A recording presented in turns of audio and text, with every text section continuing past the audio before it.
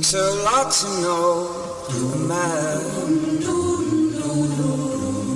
It takes a lot to understand the warrior, the sage, the little boy in red. It takes a lot to know a woman, a lot to understand this hummer, the honeybee, the stay, the little girl that waits. It takes a lot to live, to ask for help, to be yourself, to know and love what you live with, a lot to breathe, to touch, to feel the slow reveal of what another body needs. Let's know to understand the father and the son, the hunter and the gun. It takes a lot to know a woman, a lot to comprehend what's coming. The mother and the child, a new life begun. And it takes a lot to live, to ask for help, to be yourself, to know and love what you live with, a lot to breathe, to touch, to feel the slow reveal of what another body needs, a lot to live, to ask for help, to be yourself, to know and love what you live with, a lot to breathe, to touch, to feel the slow reveal of what another body needs, a lot to live, to ask for help, to be yourself, to know and love what you live with, a lot to breathe, touch, to feel the slow reveal of what another body needs.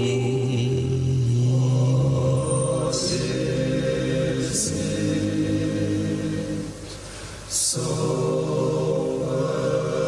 afraid. What is it you're so afraid to lose? What is it you're thinking that will happen if you do? What is it you're so afraid to lose? What is it you're thinking that will happen if you do? What is it you carry on your back? What is it you notice when you know you can't relax? What is it you carry on your back? What is it you notice when you know you can't relax? Killing me, it's killing me, it's killing me.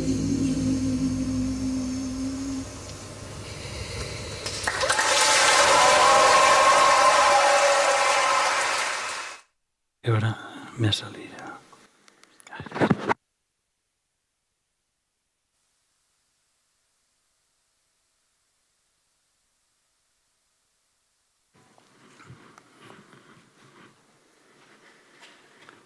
Posaré aquí. Bueno, molt de perdonar que no m'havia passat mai. Please forgive me. It had never happened to me before, but there's always a first time. Michael Petrovic can't be with us.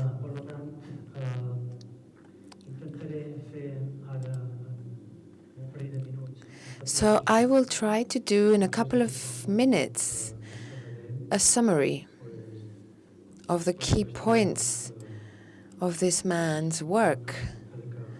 Because after much research, we have realized that really he is someone who for the last 24 years has created a school that is a reference around the world.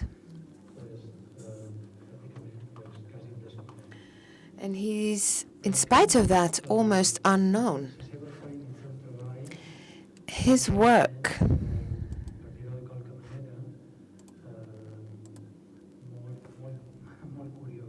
is very particular. And you will see why. We're going to show you a video of the school that he has created where the children in this video share their experience and what they live there. And I think that video offers a vision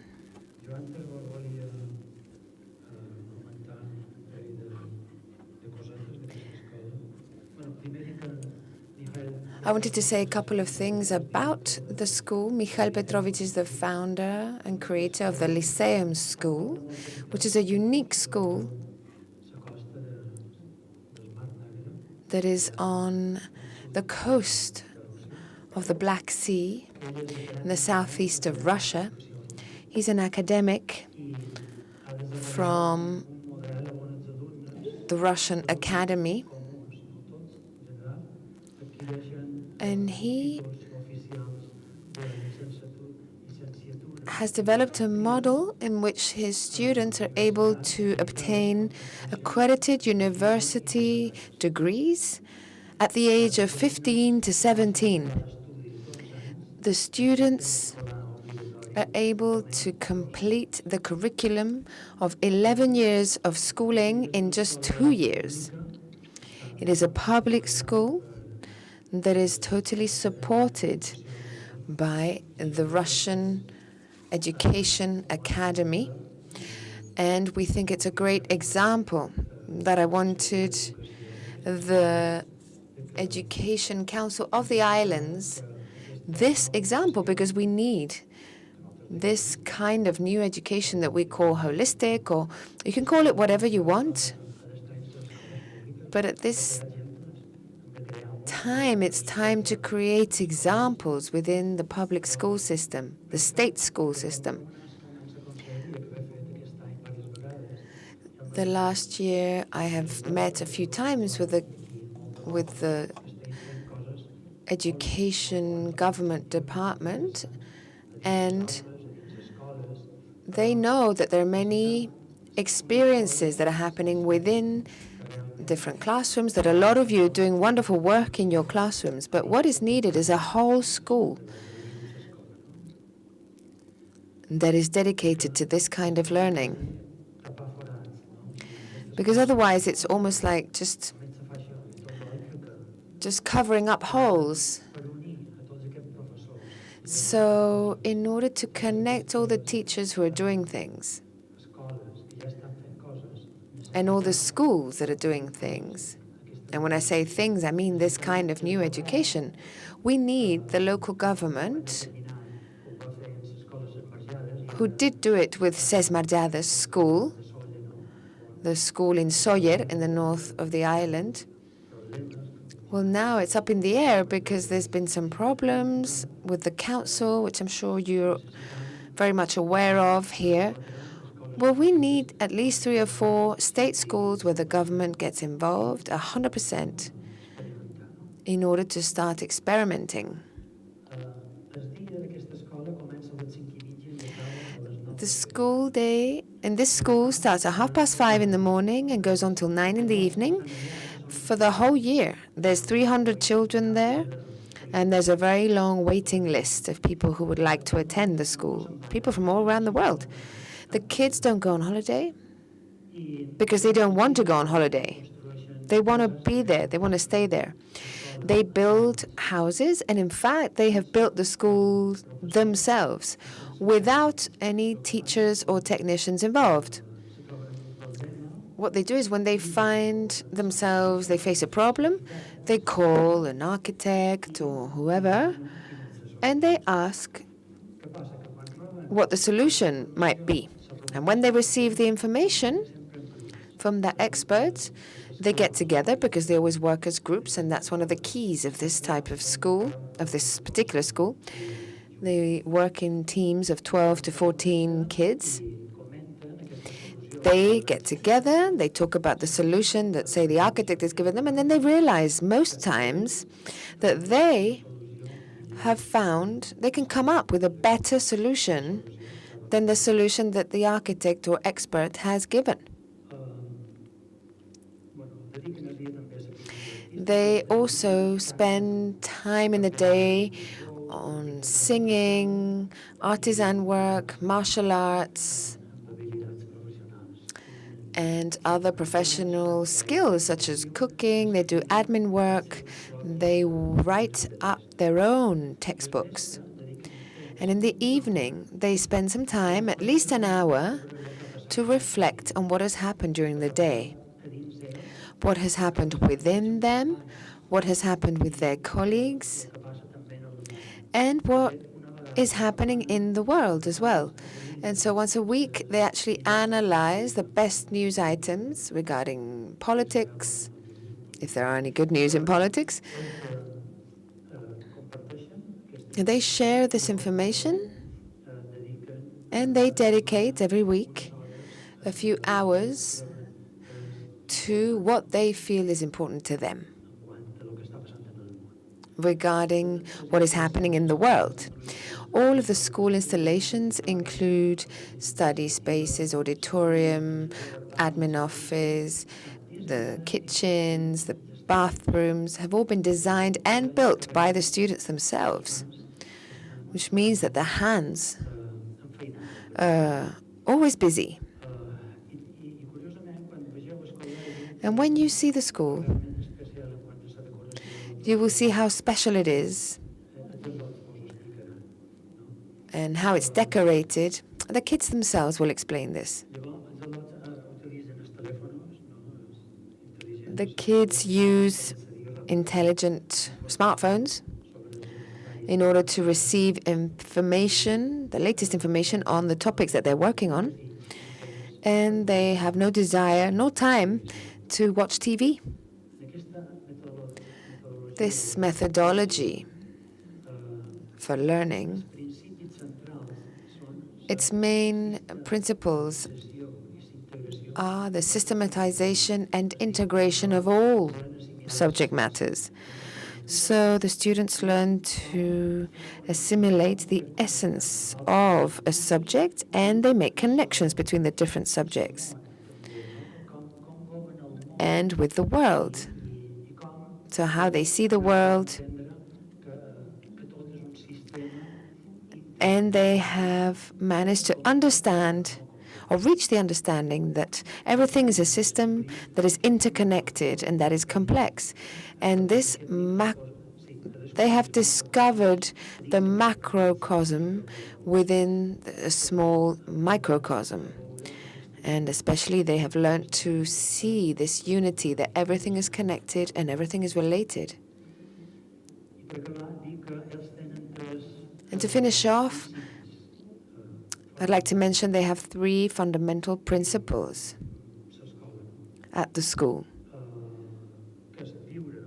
One is to live according to your conscience. The second is to live in communion with nature. And the third is to live according to your duties within the world. So first you, then the others, and then the world. And the philosophy, they define it also, Mikhail's philosophy, which is the philosophy of the school, has 3 points. The first is that school is not a preparation for life. School is life itself. The second is the mutual love and respect that create the basis for flourishing relationships amongst the adults who live there and the children. Mikhail boasts of the fact that he knows every single one of those 300 students who are there, and that he has a direct relationship with all of them. And the third point is that all the children must know the meaning of life. They must understand and know about their own roots and know about their future aims, which is common good, guided by ideals and objectives. And within that, it is fundamental to care for the well-being of oneself, of the others, and thirdly, of nature. So we will kick off with this video. Oh, and I wanted to show you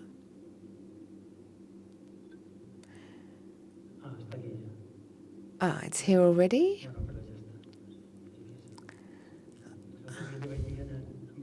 Because I asked Wozniak, who does these wonderful drawings for this event.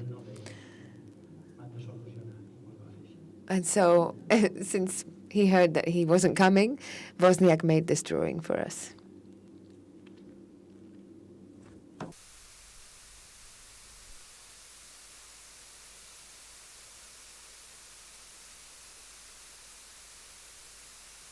Inglés.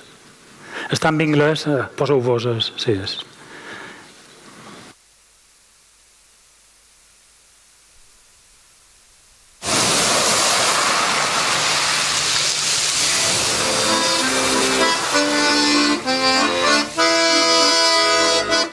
Between the Black Sea and the Caucasus Mountains, in the land of the mysterious dolmens, lies the Russian Ken School.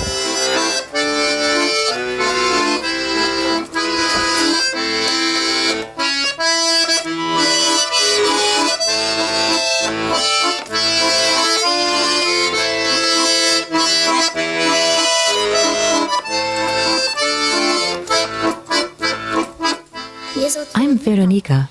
I've been here for a year. I'm 11 years old. I love it here. Do you know why? Because each pupil here sees himself as a teacher. It's quite different from the standard school where there is a strict teacher and a student. It's better here. The children are the teachers. The children teach, the children learn. And when other children explain it and share their knowledge, you memorize everything so much better. And so it's much more interesting for children both to learn and to teach. They explain things in a language you can understand. They explain it the way they themselves understand it. And so you get it more easily. The children are treated as though they were already adults, responsible for themselves and their actions.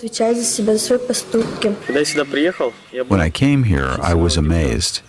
This school really offered me so many new experiences, things I've never seen anywhere else. Pupils here are allowed to develop their thinking.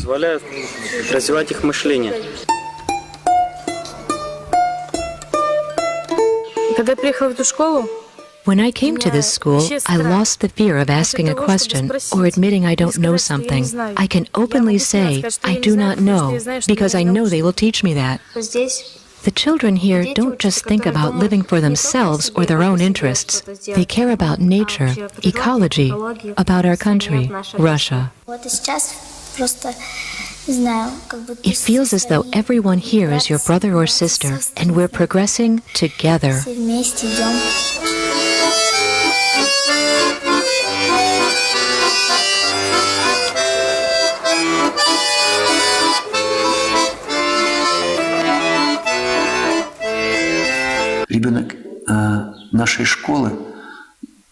In our school, children are entrusted with the task of creating the school itself. They are the creators here. Каждый учащийся знает всех, кто находится в центре образования. Everyone knows everybody else at this educational center. We're neither teachers nor pupils. We're all co-workers. We're working in the same direction. We have a common goal, and we're working together to achieve it. If you have a problem, everyone is trying to help you out, to offer a supporting hand. So we have older children helping the younger, and vice versa, like one big loving family. Kolektiv se skládá z těch 12 až 15 podle toho, jaká je situace. Tycek? Depending on the situation, a group contains from 12 to 15 children. They range in age from 8 years to my age of 22 and are of different ethnic backgrounds. They're together the whole day. They share the same dormitory room and always move everywhere and work together as a group. Všude a vždycky pracuje dohromady. И я думаю, что живостью соучастия во всем. I think that the active and sincere participation in everything, this is what makes our school different from regular schools today. Regular schools prepare children for social roles, but here we don't prepare, we live in the moment. Она сейчас происходящую жизнь.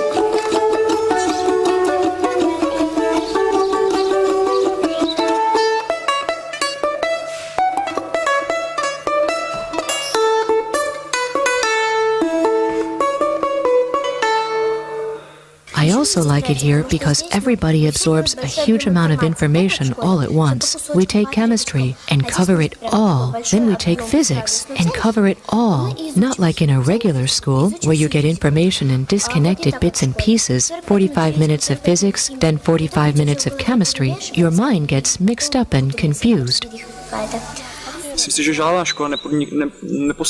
No school offers conditions like this for the child to think about a subject. Learning here proceeds one subject at a time. This concept has been talked about in our country for a long time. The day is not broken down into hours and hours of different subjects. Here, a subject is dealt with until it is finished. Here, one delves into chemistry until chemistry is thoroughly understood. One keeps asking questions until they are fully answered. When I came here, I started with a question and got it answered. And when I didn't get the answer, they said, "We don't know."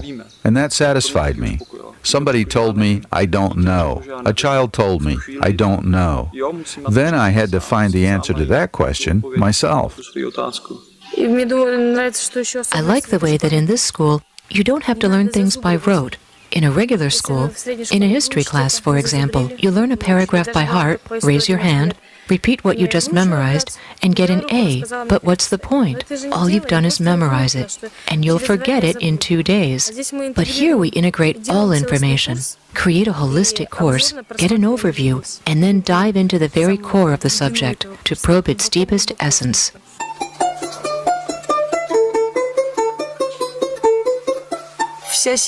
Our basic goal is to help each person develop their abilities to the fullest. This is the foundation of our system. We do everything we can to let everybody grow. And every person sees that all the rest are working for him, so he works for the rest. So we're all part of a system here.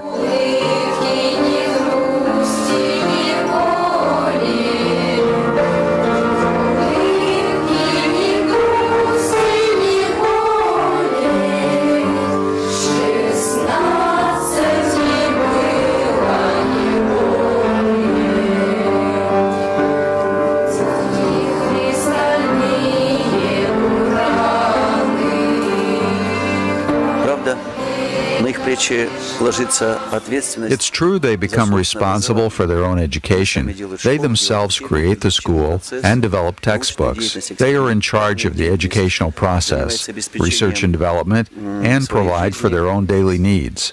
Adults tend to look at children like some little, primitive, undeveloped beings who can't find their way. But I would really like every adult to be aware of the fact that each child is born with full knowledge of the way.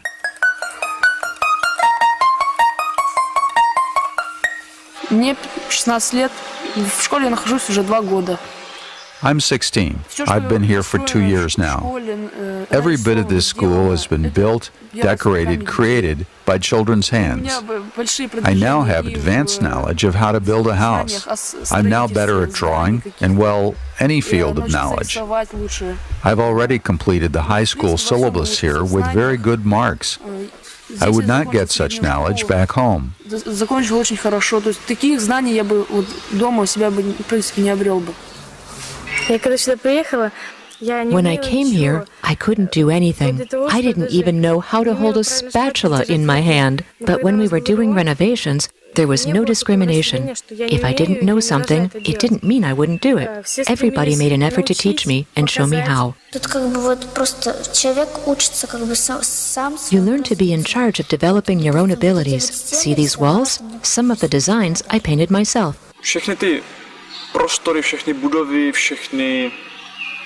všechno, co je okolo nás, tak to je práce jednotlivých. All this space, all the buildings, everything around us, it's all the work of individual pupils, groups, the school, children and teachers working together. Whether it's constructing buildings, housekeeping, accounting, teaching, organizing activities, administration, or cooking, any task can be performed by anyone.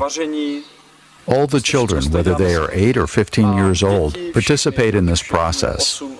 The information flows from the older ones to the younger ones, or from those who possess knowledge to those who don't.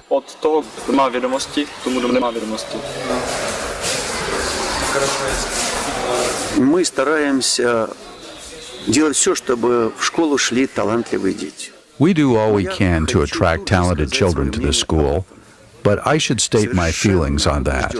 I'm convinced, and this has been confirmed right through my life, that all children, provided they are mentally sound, are endowed with genius, talent, and creativity.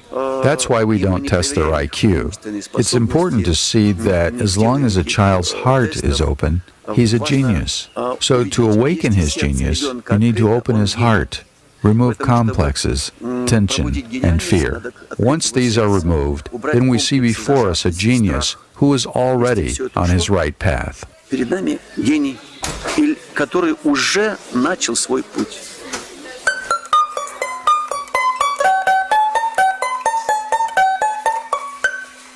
Вот, ты должен сам захотеть здесь учиться, иначе просто ты здесь не сможешь. You need to have a desire to be here, or you won't fit in. This is my third time here. The first time, I was in a biology group, but I got homesick and went home. The second time, I was in physics, but I still missed my mama. The third time, I got into chemistry, and it took me a little while to decide, but I stayed.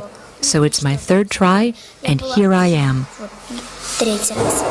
И здесь осталось потом попозже чуть-чуть. Вот приехала 3 раза, приезжала, и на третий осталась. Конечно, когда человек приезжает сюда впервые, и он является новеньким.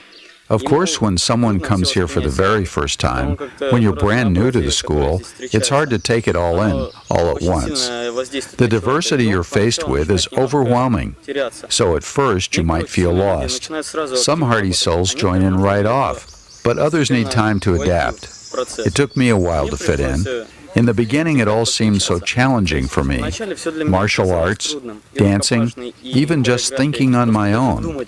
But over time, I started developing all these qualities in me, and it got easier. Начал развивать в себе все эти качества, все эти стороны. И тогда стало легче. Когда ребенок приезжает один, допустим, в те же самые 13 лет, ты остаешься. You come here all alone when you're, say, 13. You see nothing but strangers around you. Your mama's not around. But this is when you start actually becoming yourself. Sooner or later, you'll have to leave mama behind. You can't spend your whole life with her. So you become more independent. You feel grown up. You're no longer a little boy with a mama or a big brother or someone else to decide everything for you. You become personally responsible for your actions. You really see yourself as an adult, in charge of your own life. You wash your own clothes and take care of yourself. Ты можешь, то есть ты стираешь за собой сам, то есть ты ухаживаешь за собой сам.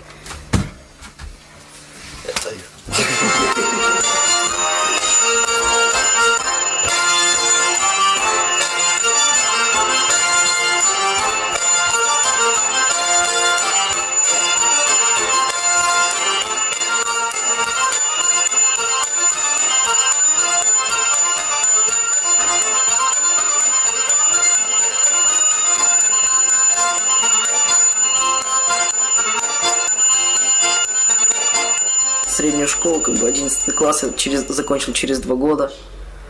Вот. Я хочу сказать, что все эти 2 года я трудился. I finished high school here in 2 years. I worked hard. I did my best to learn. The first year I covered grade 8. The second year I covered grades 9, 10, and 11 all at once. I'm part of a biology lab. We are developing a biology course. You could say we are already scientists in a way. We're working out how to present this course to other children in a systematic way so that both grade 11 and grade 1 pupils can understand, so that it's accessible even to the youngest. Меня зовут Дементьев Костя. Вот. Я приехал из Омска. I'm Kosta Demintiev. I come from Omsk. I've been here for a full year. I just took a biology exam. I'm 10. I like it a lot here. It's a very good school. Мне очень нравится в этой школе. Школа очень хорошая. На данный момент я руковожу лабораторией, которая занимается научной разработкой в области биологии. I am currently in charge of a laboratory conducting biology research.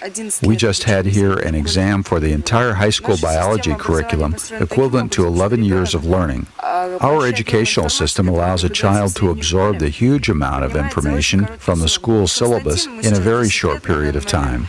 Konstantin, he's 10 now, passed the exam with an A. He's covered the entire school curriculum in biology. Они служат защите.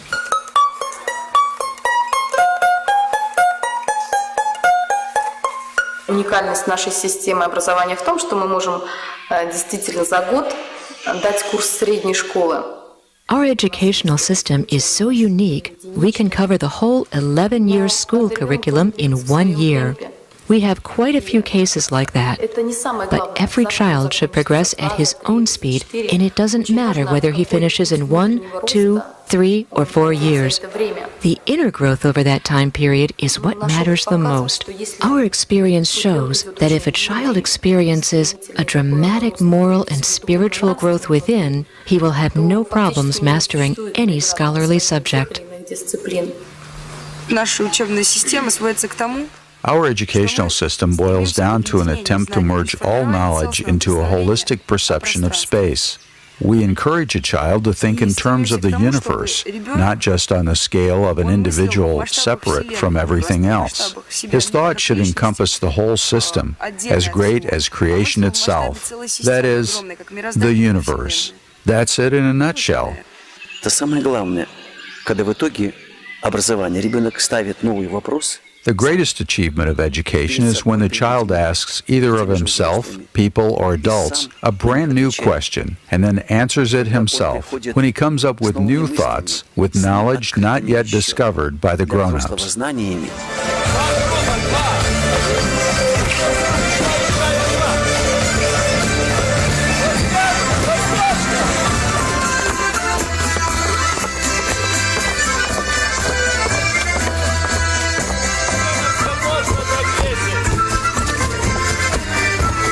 Nádherný zážitek, kdy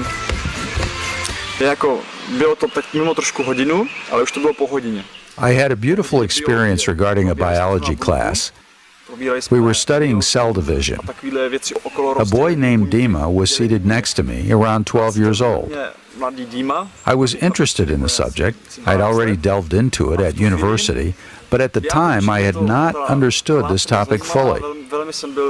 I could not understand how the process of cell division is done, how chromosomes function, how individual cytoplasms are divided, these kinds of details. He was looking for a way to explain it to me, using a Czech textbook. He would show me the Czech textbook and then refer back to the Russian book. He tried as best he could to answer my questions. I could see the fire in his eyes, how he'd collected knowledge, and how he wanted me to understand. After that class, I realized that I understood it. In that instant, I understood how the division of cells is done. This boy had imparted to me what I had not got from high school or university textbooks or from a university professor. Jak z knížek na střední škole, tak ani z knížek na vysoké škole, ani od výkladu vysokoškoláka.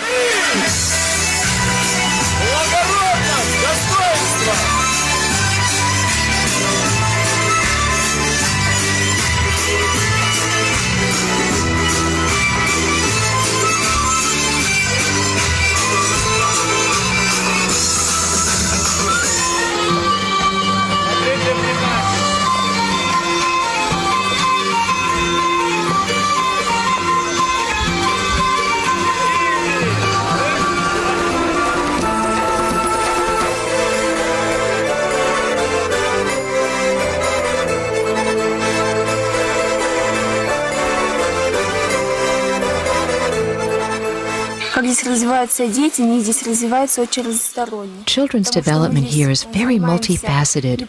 We do not just engage in mental activity here or the development of new courses. We do hand-to-hand combat, folk dances, choral singing, folk crafts, and much more. Whatever can fully reveal in a human being new qualities that are inherent in him only lying dormant, and eventually they unfold. Которые в нем скрыты, и позже они открываются. До приезда сюда я не знал в действительности так глубоко, что такое природа. Before I came here, I did not have any real appreciation of nature. But they showed me here what it is and connected me with it, with my consent, of course. I got immersed in nature here, and now I fully understand what it's all about. The school promotes this connection. Our daily schedule always includes time devoted to contact with nature. Every morning, summer and winter, we run to the stream and bathe. Even when it's freezing cold and there's snow on the ground, we pour cold water over ourselves. This might seem a bit scary or strange, but it really strengthens you, helps you a lot, and stimulates your thought. Заставляет задуматься человека.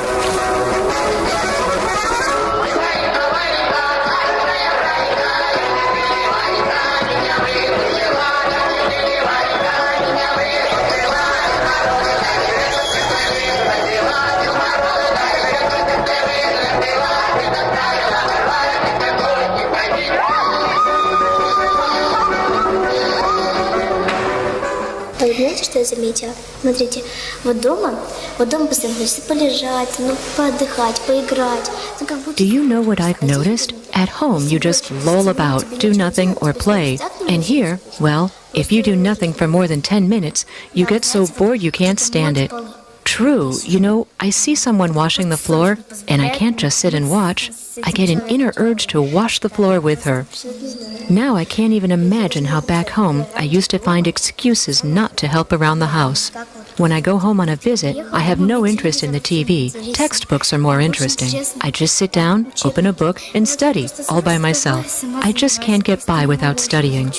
Visitors ask us if we get homesick. We simply don't have time to get homesick here. The thought might cross your mind once in a while, but it's simply not a temptation. You don't even want to go home.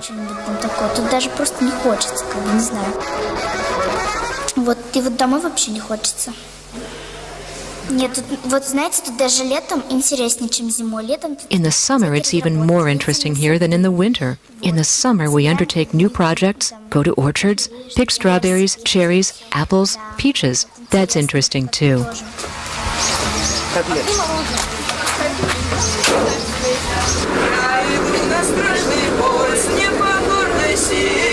Станет наш родимый дом для врагов могилой. Ой, рай-да-рай-да, ой, да-рай-да-рай-да, станет наш родимый дом для врагов могилой. Помнил девчину казак, бросил взгляд горячий и помчался догонять эскадрон казачий. Ой, рай-да-рай-да, ой, да-рай-да-рай-да, и помчался догонять.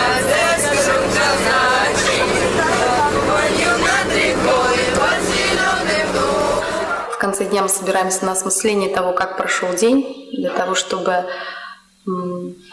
In the evening, we get together to review the day's work and see the extent each one of us has grown during the day. We make plans for the future and see how we can improve. We also see what cohesion there is in the team or if there are any conflicts. It's a moment when everyone who makes up the team has a voice. Человек, который строит коллектив, имеет слово.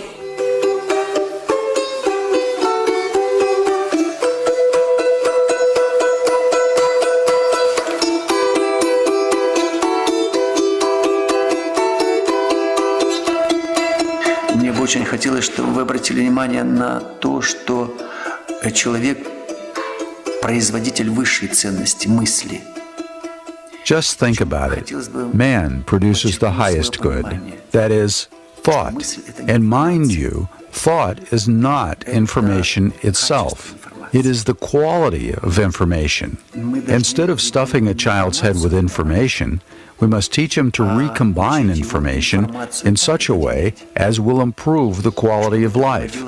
So, thought is man's principal creation. This is the energy that creates the common good. We don't just reflect reality, we create reality with our thought. This is man's main occupation and the main source of anything of value.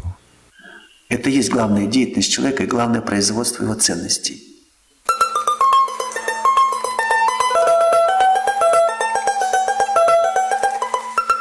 Вот, на мой взгляд, I think the most important detail to impart to a man at the beginning of his life path is the conscious awareness of life. Takže ta škola není jenom o tom, že se učí normální věci, jako je vzdělání. In addition to the standard educational curriculum, this school offers skills and knowledge which prove useful in life. Things are taught in such a way that when a child graduates, he's able to build a house. He participated in cooking, so he will know how to cook. He took part in dancing or choreography, so he will love to dance. He will be able to defend himself. The knowledge the student acquires will be passed on to others.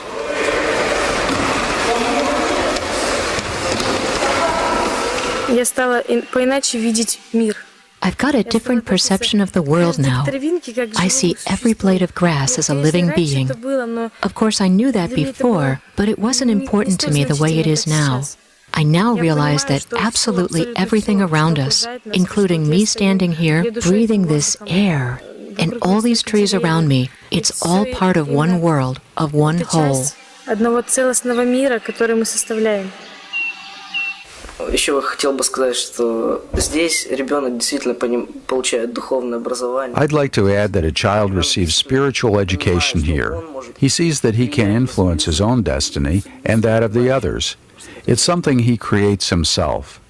He's the master of his life. Life isn't something you prepare for. You live it every moment you breathe. You can't rewind and play back what's already happened. If you see it clearly enough, you'll assume full responsibility for each of your actions, knowing that whatever you do will come back to you, and however you treat others, that's how they will treat you. На тебе же скажется. То есть, как ты будешь поступать, как ты будешь к другим относиться, так будут относиться и к тебе. Вот, еще мне нравится здесь, потому что здесь, здесь очень высокий, духовный уровень у людей. I also like it here because people have a higher spiritual level of awareness. They're getting a greater appreciation of the meaning of life, of the environment. It's only now that I realized the importance of God, of each leaf or tiniest pebble on the earth. If some minute grain of sand were missing from the seashore, the whole world would be different.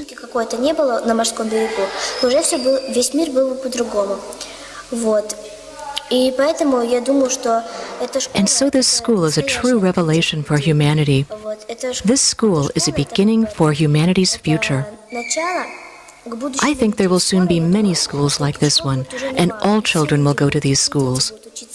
And then Russia will become better and stronger.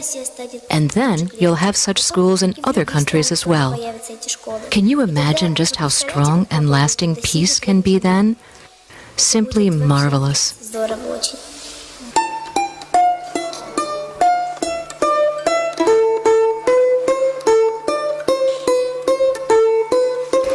Když bych se zpětně podíval s odstupem času na moje přebývání ve škole, tak určitě ve mně zůstaly vzpomínky na překrásné společné tvoření s dětskama, které tam jsou.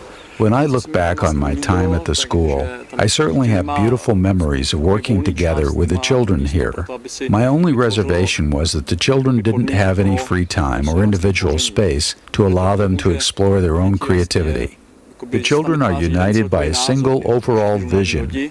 They're all traveling on the same ship under the direction of Mikhail Petrovich Shetinin.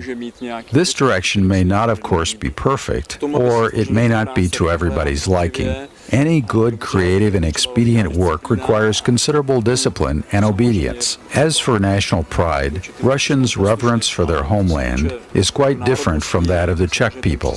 In this school, as throughout Russia, this attitude sometimes verges on submission of the individual to the collective. Názor trošku až někdy jakoby hraničí až k odevzdanosti.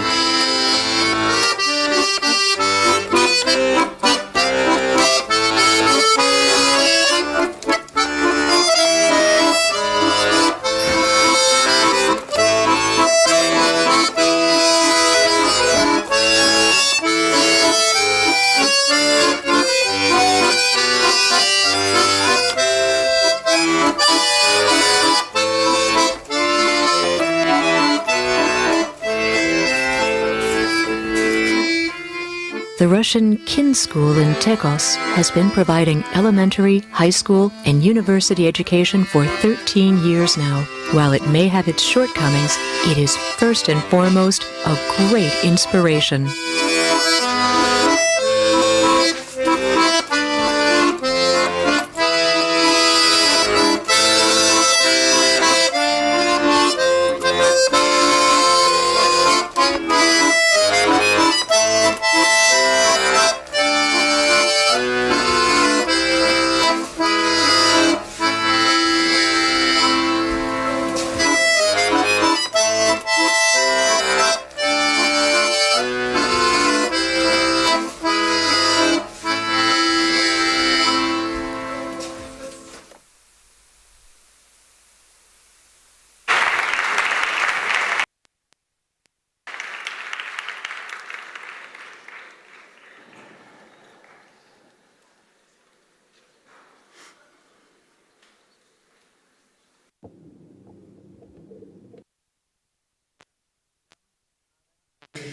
Well, we're now going to dedicate the next 15 minutes before Esteva, Angels, and Joan come up here.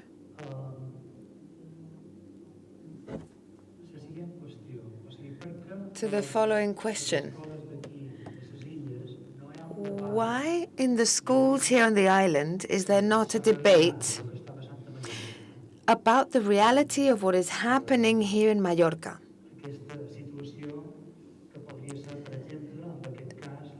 The situation that, for example, we could bring up here is the issue of tourism.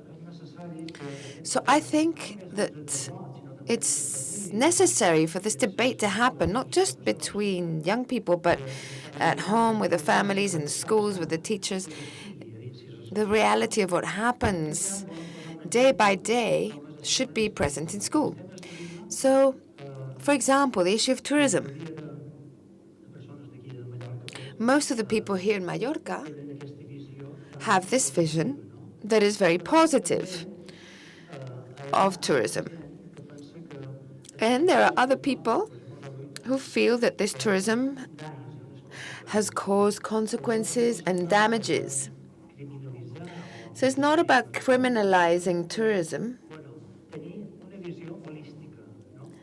It's about having a holistic vision. We have an official vision, we have a holistic vision, let's say alternative, of what is really happening on this island with tourism.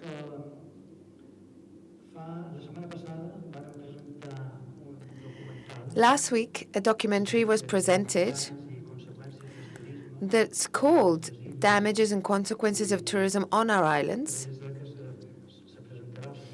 And it will be presented at different villages of the island. I've seen the documentary, it's an hour long. So here we won't see the whole thing. We won't spend an hour on that, but we will see a trailer that is 3 minutes long of the documentary.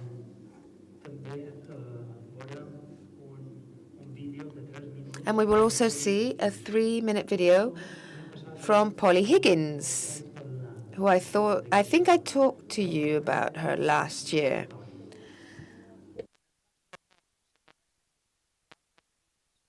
In our world, 4 international crimes are recognized: war crimes, genocide, torture, and crimes against humanity. Baltasar Garzón, that Spanish judge, well-known Spanish judge, and the Spanish lawyer Polly Higgins, who defines herself as a lawyer for the earth, she says that her client is the earth. Well, both of them together believe that this list of serious violations of international rights should be expanded with a fifth crime, which is ecocide. This concept of ecocide. Polly Higgins believes that the earth needs a lawyer, that those who cause ecological destruction should actually respond to that. And so they should be called, they should have to respond for that, and they should be punished for that. So Polly Higgins has dedicated her life and her work to the earth as an activist. And since 2011, she has been leading an international movement against ecocide, against the large-scale destruction of our ecosystems. So there is a connection. She was here in Mallorca last week, and so she did a short recording for us, which I did. I'm not a professional, but I did that for you all. And it's pretty good. And in those 3 minutes, she sends a message. So we'd like to also profit from the fact that we have Joan Boadas here, who is in the documentary about the damages and consequences of tourism on the islands, which we will see a 3-minute trailer to. So since we have Joan here, we will also ask him to give us a vision of what he thinks about it. So that will be 15 minutes long, and then we will have a debate up here with Esteva, Angels, and Joan, and with all of you as participants also. And then we will have John and Satish and Cesar have another round table after that. Okay, so let's begin, Ferran, with the trailer of the documentary, which is called All Inclusive.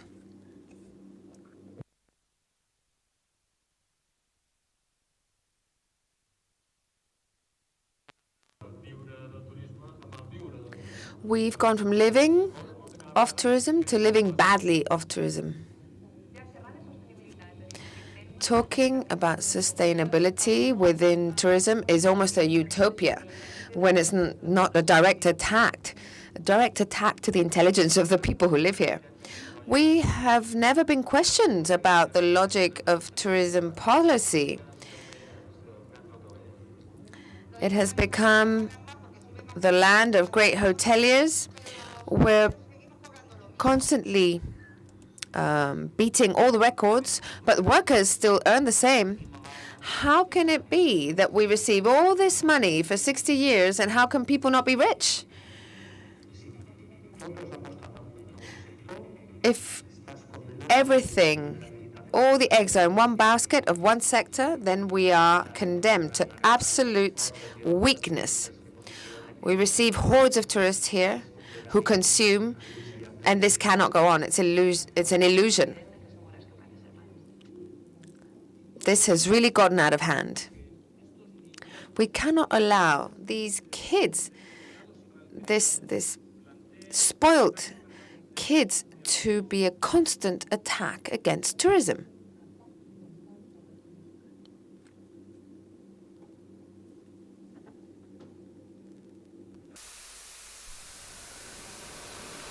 Hello, my name is Polly Higgins. I'm an earth lawyer. I'm sorry not to be with you today. I've been invited to speak to you about my work advocating for a law of ecocide to protect the earth, an international law that shall be taken into the International Criminal Court. I've just finished drafting the final version of the law that is to be taken forward, and hopefully within the next 12 to 18 months we're going to see some seismic changes in that regard. We have a campaign called Mission Life Force, which you can find online at missionlifeforce.org. And there what we're doing is we're inviting everyone to come on board to help us take this law forward. But most importantly, it's for what we call the Great Ocean States. Actually, officially in the United Nations, they're known as the Small Island Nation States. But really, we see them as the Great Ocean States, those tiny dots in the ocean around the equator. Places like Tuvalu, Vanuatu, Palau, Nauru, where for some of them, climate change is an existential humanitarian crisis. For some of those islands, they have only 2 meters above sea level, so rising sea levels and climate chaos is a recipe for extreme disaster and changes that we can barely comprehend. Millions of people's lives will be affected. These are the countries that we're helping the most. And we invite you to come and help us do that. We've set up, in effect, a crowdfunder, but it's pegged to something quite unusual. It's pegged to a trust fund called the Earth Protectors Trust Fund. So we invite civil society to come on board. We know that this cannot happen in isolation.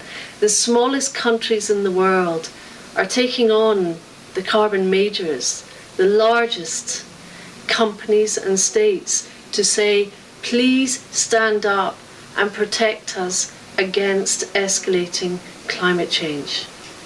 We believe that ecocide crime will make a huge difference.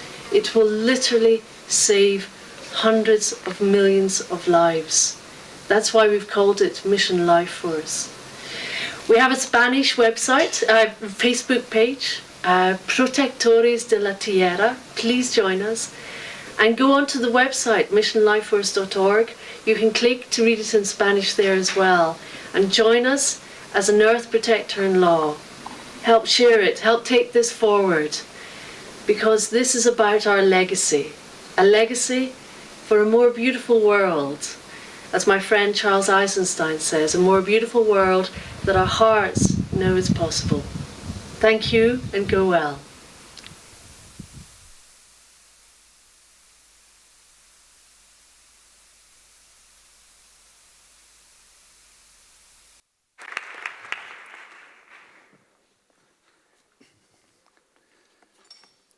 Bé, ens sentiu?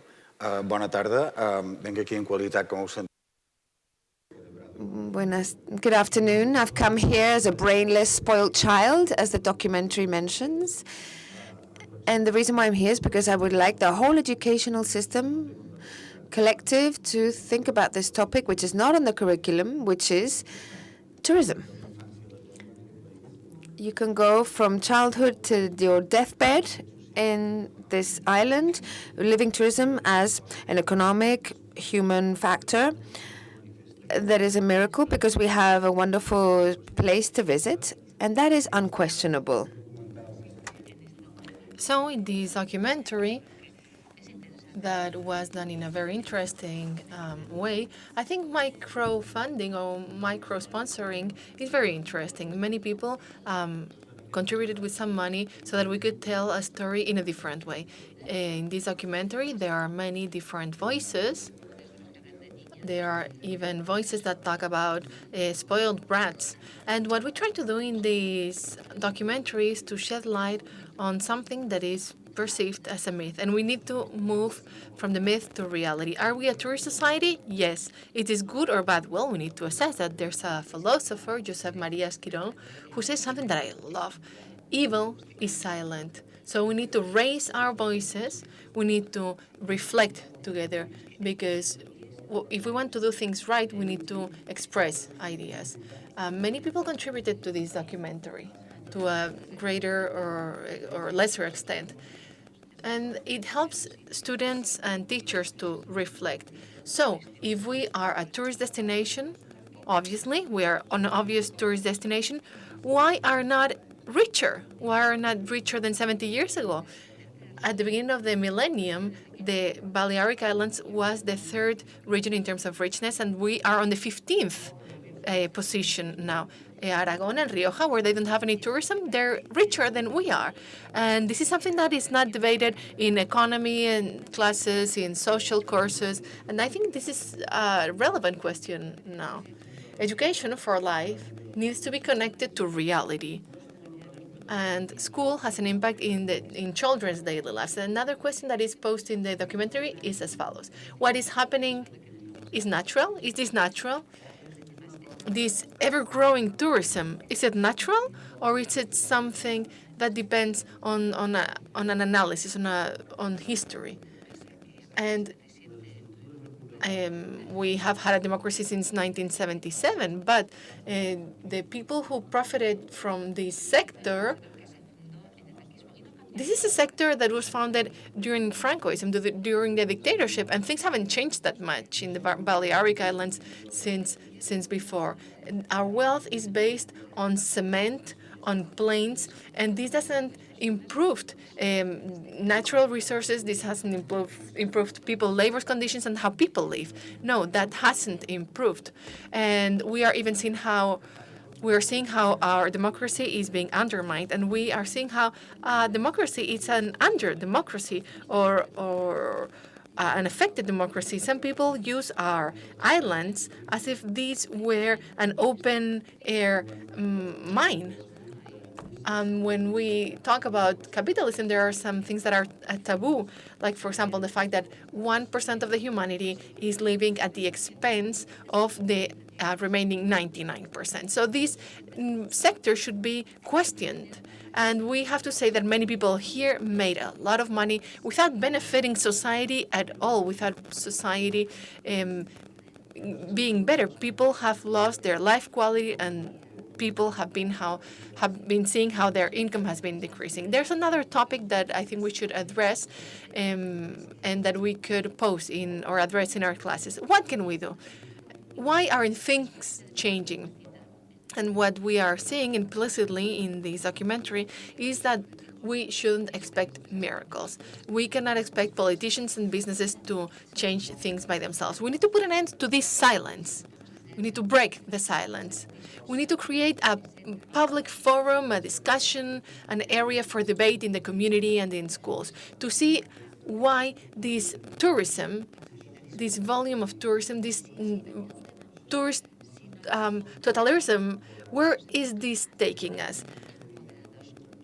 If we don't address this, we won't be able to empower ourselves. We need to change things because most people don't realize that we cannot do this to nature, that we cannot keep doing this to people who live in precarious conditions and people who are living in those precarious conditions more and more. In 60 years, no audiovisual document has been created to help us see that other side of tourism, this tourism that was supposed to be glory for our islands. We need to rethink what capitalism is doing. Capitalism turns earth, the soil, and democracy in a commodity. We heard that tourism was going to be the solution, but we need to put things in context. Maybe not all types of tourism are good. I just want to mention something. When Cañellas left the government because of corruption, 6 million tourists were coming to the islands, and we have 14 million tourists. And in the meantime, our GDP has decreased. So we can say that tourism hasn't helped us improve our life quality, to preserve our landscapes, and nor improve our natural resources. Teachers, people who are creating your projects, we are in a time where there are lots of network projects, and in all those projects, in all those courses, we need to give a central position to this topic. In these 2,000 years, in the last 2,000 years of the history of the islands, we haven't seen anything like what's happening now.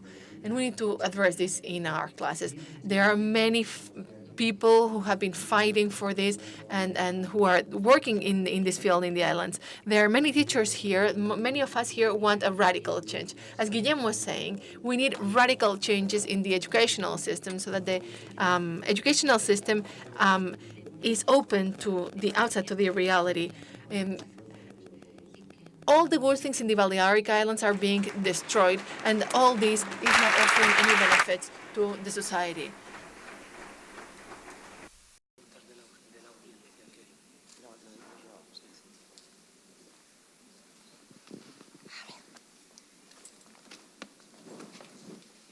Hola, buena tarde, me disculpáis que no... Hello, good afternoon. Excuse me for not being able to speak in Catalan. Guillén tells me to tell you all that we are expecting your questions. One after the other, please. Don't all rush at once. And there's a microphone there for anyone who would like to ask anything. So while you are deciding what you're going to ask, I will start speaking. It's so wonderful to be here and so wonderful to be with people who share this enthusiasm of this extraordinary and absolutely essential vocation, which is teaching, especially to the youngest in our society. And also to be in the company of all these extraordinary people who transmit so much peace and who also make us think so much and reflect so much.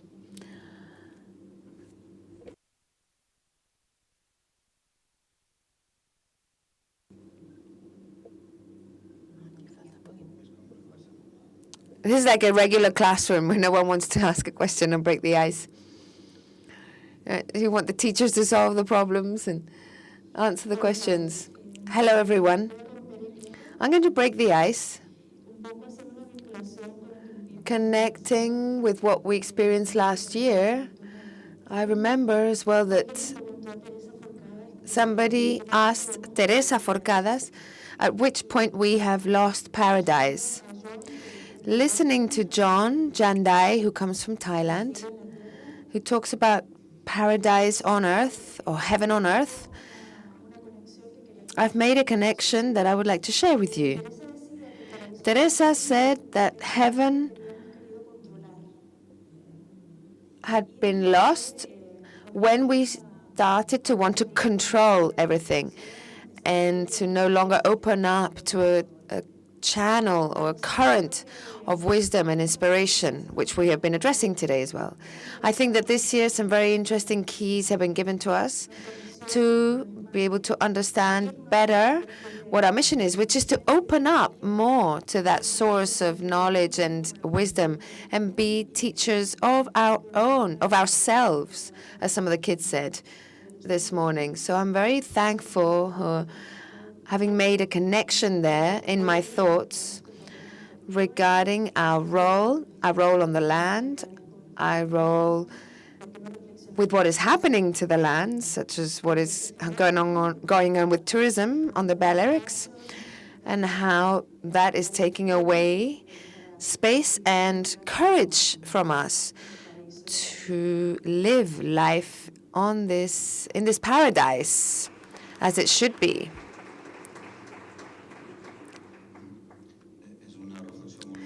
This is a very interesting thought.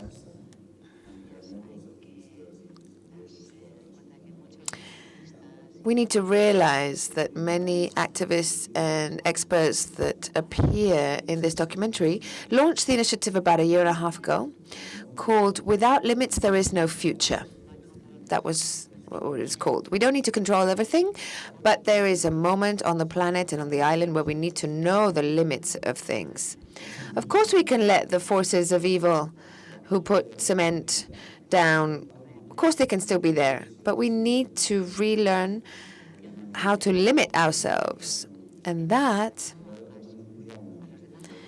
is well expressed in the saying, don't do to others what you would not do unto yourself. We need to think that this community with 14 million tourists, 1,600,000 regular residents, can we continue to grow like that? No, we need to modulate. We need to consider nature, the water, the landscape, the air, and not going to be able to sustain this.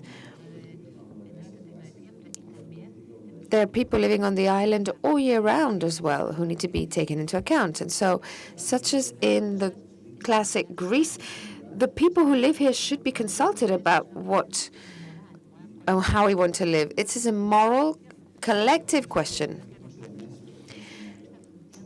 This function of teachers, where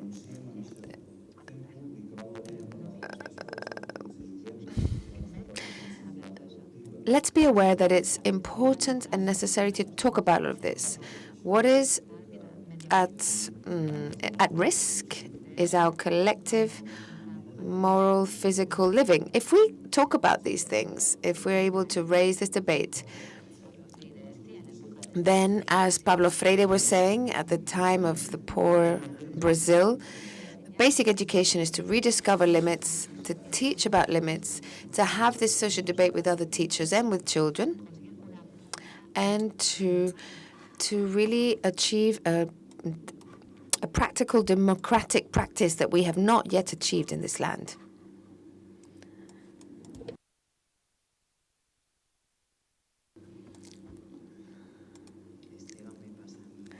So Esteva gives me the microphone. He passes on the fire. I'm not sure paradise exists. That would be my first big doubt. If it does exist, then I think it's only within ourselves. But I do believe that as a species that is part of this planet, our obligation and our commitment must be that if it doesn't exist, that we try to find it and try to contribute to it existing.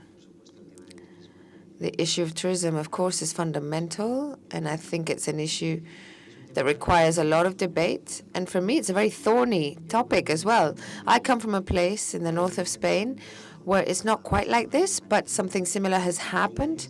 My roots, my father's family, are from a small village next to Covadonga, the foot of a certain mountain range. And this area, of course, I've known since I was a young child. I've spent many summers there. And when I was a child, when I was a young girl, it was a solitary place, heavenly place with a beautiful nature of these green mountains where very few people went to. At the same time, it was a place that the people who lived there were obliged to leave. Most of the houses around our family house, which was already a weekend holiday home, it wasn't a daily living house, most of the houses around us were already closed and people had left, many of them to the capital, Gijón, others to Bilbao. And I'm talking about the 70s and the 80s, and many were still emigrating to America, to Mexico in particular. At the end of the 80s, tourism started to explode around this mountain range, Covadonga, and the lakes there. Myself, as a person who goes there at the weekend on holiday, I hated this explosion of mass tourism, and I still do. But there's another part of this reflection, which is, yes, but this allowed for many people who otherwise would have been condemned to leave, it allowed them to stay. So I think it is a topic that has many sides to it, that it can be looked at from many points of view, and that we need to see as a whole, bearing in mind all of these voices, and that it needs a deep reflection. And I have the feeling that a documentary goes along those lines, right? I'm not sure why I started talking about this. I'm not sure if it is the topic or not.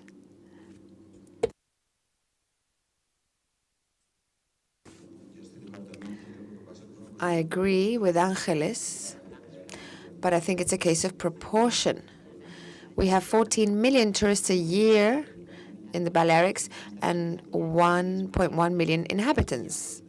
If Spain has 46 million inhabitants, we would have 600 million tourists a year, and that speaks volumes. And of course, there's people who've achieved employment thanks to tourism. We're here to say that we have documented the issue and how at the beginning tourism allowed the population to stay, generated work and wealth. The problem is that after that first phase, that was more or less up to the 80s, it started to grow brutally. The number of tourists doubled, but the population has impoverished.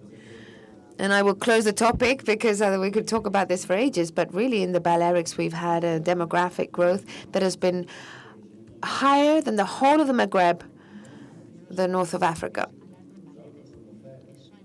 This involves that we have said here, anyone can come here without any kind of training or control to just lay cement down and start to offer services to tourists. We've had a huge population increase, the biggest in Spain. We have our schools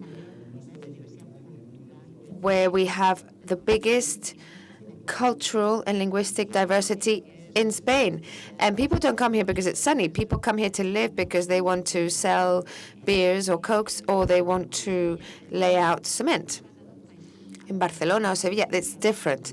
This has given us a landscape of students in the schools that is completely different. And this is an important social problem, not because we don't want people to come.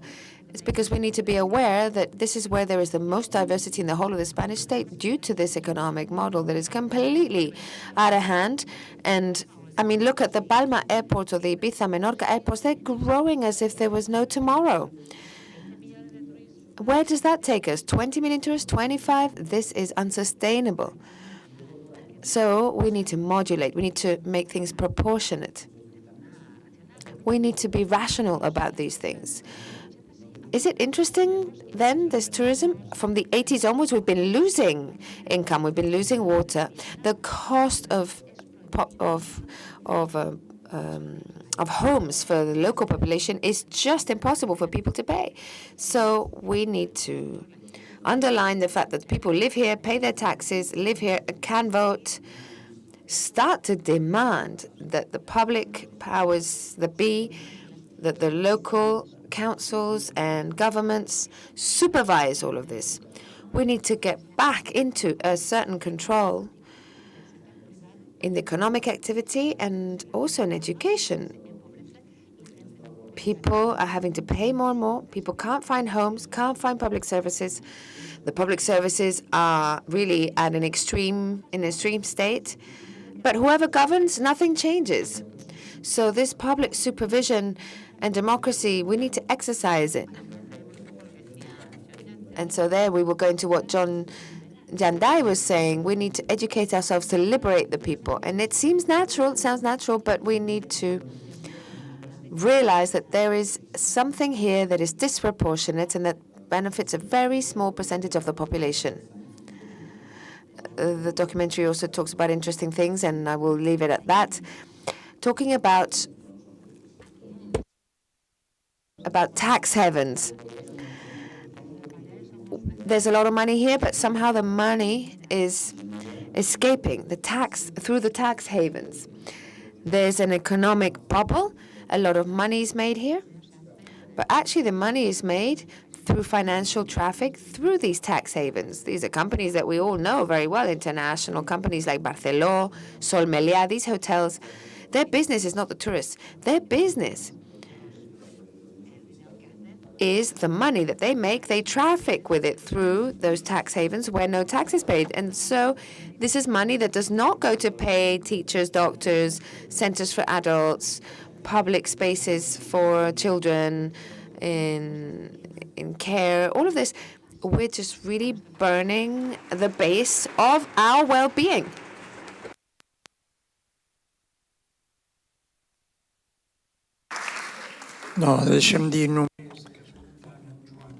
I just want to say that after listening to Joan and hearing what Angelos was saying, I get this feeling of urgency. And I realize that we are in processes that are accelerated I remember that when I studied physics when I was young, I studied this. When you have a car that keeps accelerating and accelerating, that acceleration creates casts the same shadow, but the car is going faster. And I'm perceiving this sense of urgency. I can sense this planetary urgency, but also urgency on a local level in the face of things that are happening here in Mallorca. I have always felt welcomed in this Mallorca paradise, and I have a hard time trying to kick out all of those who arrive here the way I arrived. But I understand that there are limits and that it's necessary for more people like Juan to say what he's saying. When he took his seat, I realized that, yeah, it's important that many people here take roots and that feel the soil here as their own soil, and who want to work and push in as much as they can. I feel a local because I've been here for 22 years, and I love this land as my own. But I also understand that those who really understand the situation, those of you, and those like you, Esteva, who are studying the situation, are going outside the established logics that establish some dogmas, and these dogmas are the ones that the global culture establishes. Hola.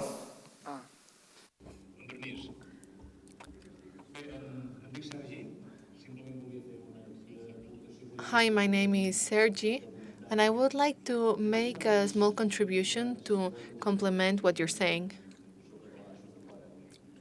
I have been in these islands for more than 20 years. I come from Catalonia, and I have witnessed this atrocity, this urbanistic atrocity that the island has suffered.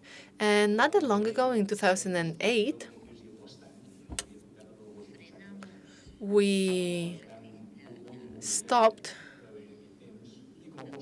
the crisis stopped the urbanistic or the building craziness. And the situation was incredible in the sense that more buildings than necessary were built, houses were built that people couldn't afford. And I come from the building industry. And I must say that we are in a situation of another bubble. Not so much is being built for the middle class, but an amazing amount of luxury buildings in Santa Pola or places like that are being built. And I want to talk about the clients who fund and who have these houses built. There are investment funds behind this building, and there are also sheer speculators whose only aim is not for a very rich person to live in a $4 million house. No. The goal is for this person to sell this house to another investor and thus make a business. This investor, at its turn, will find another solution, something to do with that house that will be very profitable for him or her. And that's how we are destroying what we have. I don't want to be a fatalist. I'm a builder myself. I come from the building industry. I just want to say that we are in a very important moment, and we have to think about ethics. We need to think why we are doing what we are doing in the way we are doing it. I think if we are capable of making more people wonder about this, we are going to change things. But we need to have a bottom-up approach, start from the grassroots and go up there as fast as possible. I want to give an example in connection with this.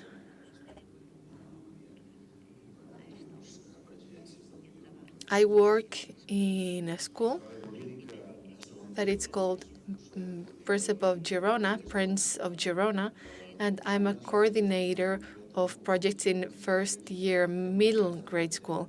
And we have a very beautiful project. The project is to build a house, an IKEA-style house. We have two architects in our team. And the project was posed in such a manner that now there are 13-year-old children who are in connection with a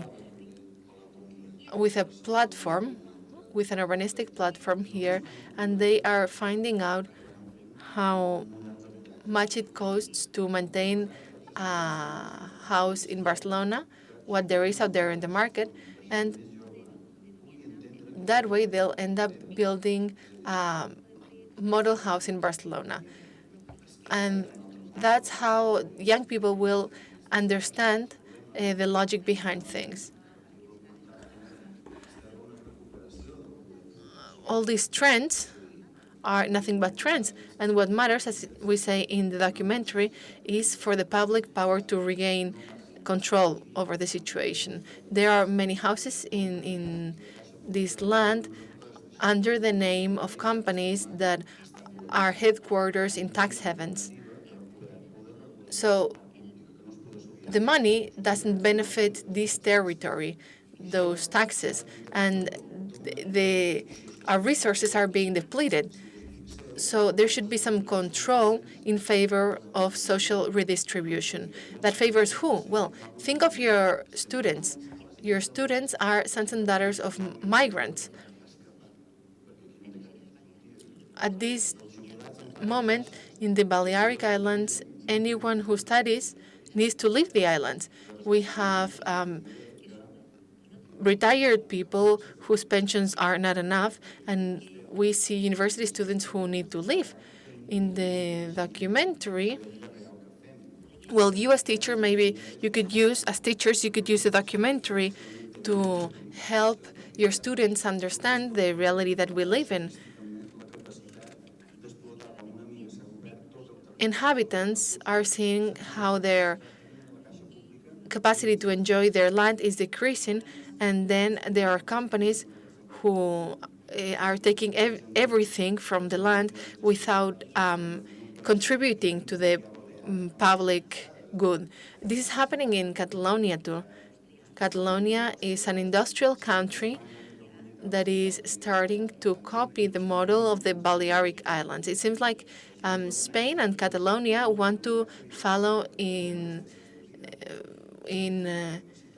want to follow the example of the Balearic Islands. So now we need to see what the future will be for the young people here, because if we go to the schools and university, we're supposed to be able to find a job, but that's not the case in the Balearic Islands. So we need to think about what we're going to do.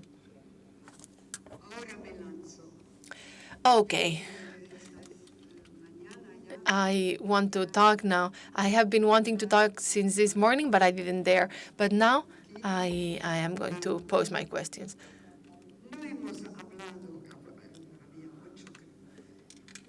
There was a group of young people here, and I wanted to say something that I haven't been able to say. We haven't talked about time. I'm very old, and life goes by so fast. It's very hard for young people to really understand how things were like before. And it's hard for them to understand that what's happening now, it's not that normal. I'm not from Mallorca. When I arrived to Sóller, a place that I really love, I love it more and more every day. And people ask me, how was it that you arrived here? Well, my grandfather worked until he was 65 years old, and he decided to retire in Sóller. And he did so through a man named Mr. Nadal, who worked in Fribourg.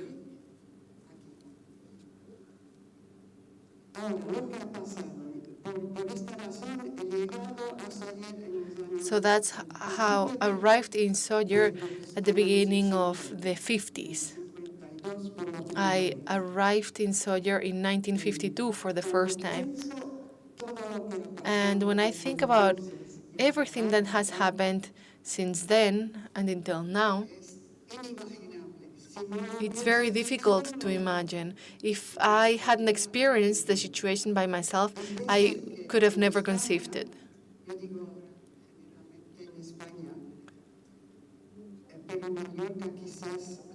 There is something that has happened generally in Spain, but these changes have been more patent in Mallorca.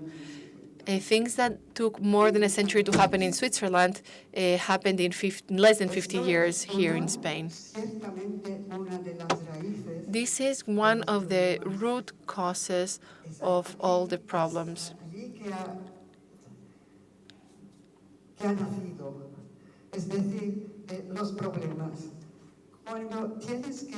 When you need to change a country and you change it in such a quick way, things shouldn't change that much overnight. This change cannot be healthy and adequate if happening so fast. As you said before, people who arrive now, tourists, are people who come here just to make money, people who just want to take from what there is here. There are people in Switzerland like that, people who are Swiss and who, I don't know how to say it, I'm looking for the word, people who took things that belong to everyone in the world, people who are stealing water from other countries. And this is something very important. And when I came here, in the first times, when I came to this meeting and met Vandana Shiva, that's when I realized that was a breakthrough moment. How can you take water and brand water? Water belongs to everyone and not only to a few. These are the root causes of many evils.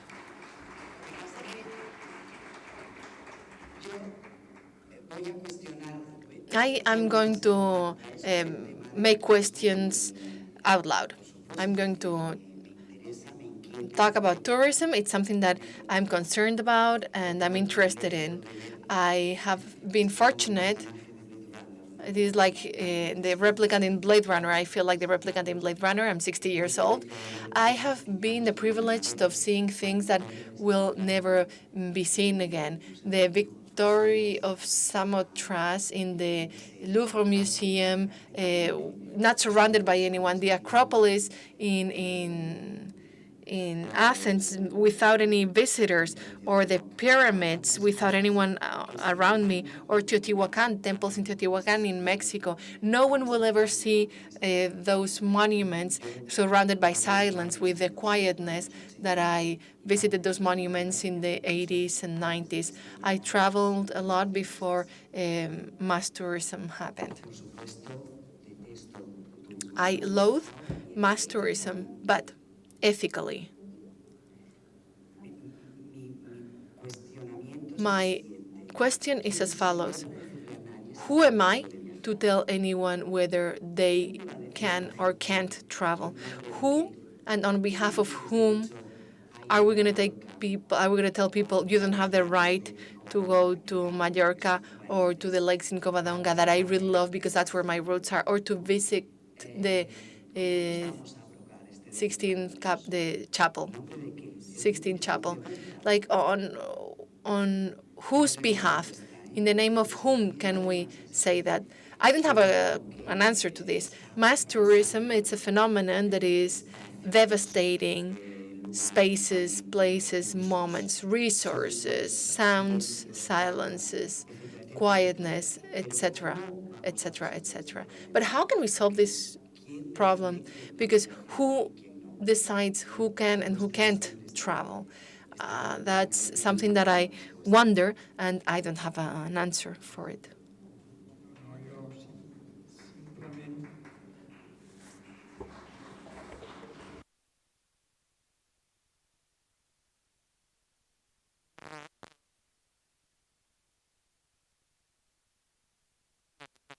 I'm sorry. I just want to add something. I'm a low-cost tourist, or I don't like to refer to myself as a tourist, but as a traveler. I'm a low-cost traveler, and I make the most of low-cost resources. So who am I to say that others don't have the right to travel to the same places I want to travel to?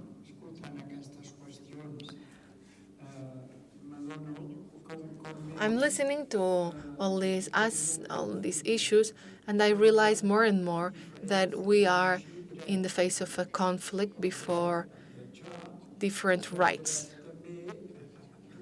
There is the right to travel, and there is the right to protect the integrity of places and to establish limits.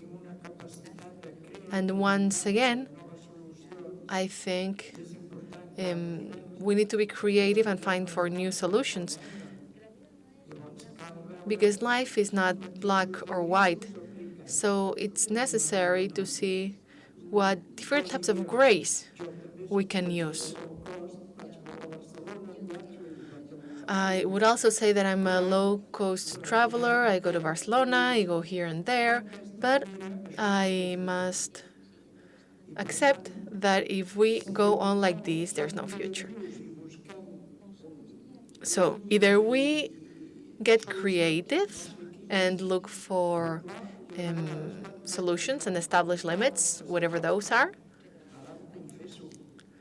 But we need to do something, because when I see this chaos that is around the corner, I always think, well, it's a good thing that I'm 70 years old, 70 and many years old, because I'm not going to be here when things explode. But this is selfish. I live first and then. But how about those young people? The young people who were up here deserve living in an earth that is still a paradise.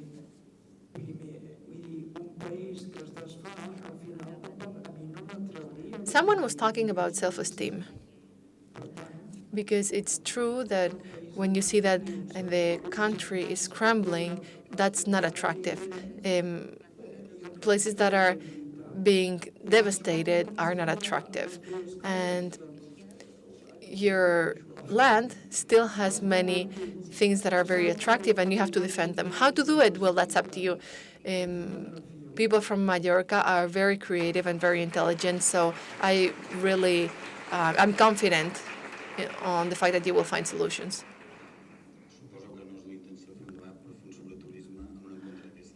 I suppose that it's not the goal here to make a very intense reflection on tourism in a meeting of this type, but I think we need to make some notes.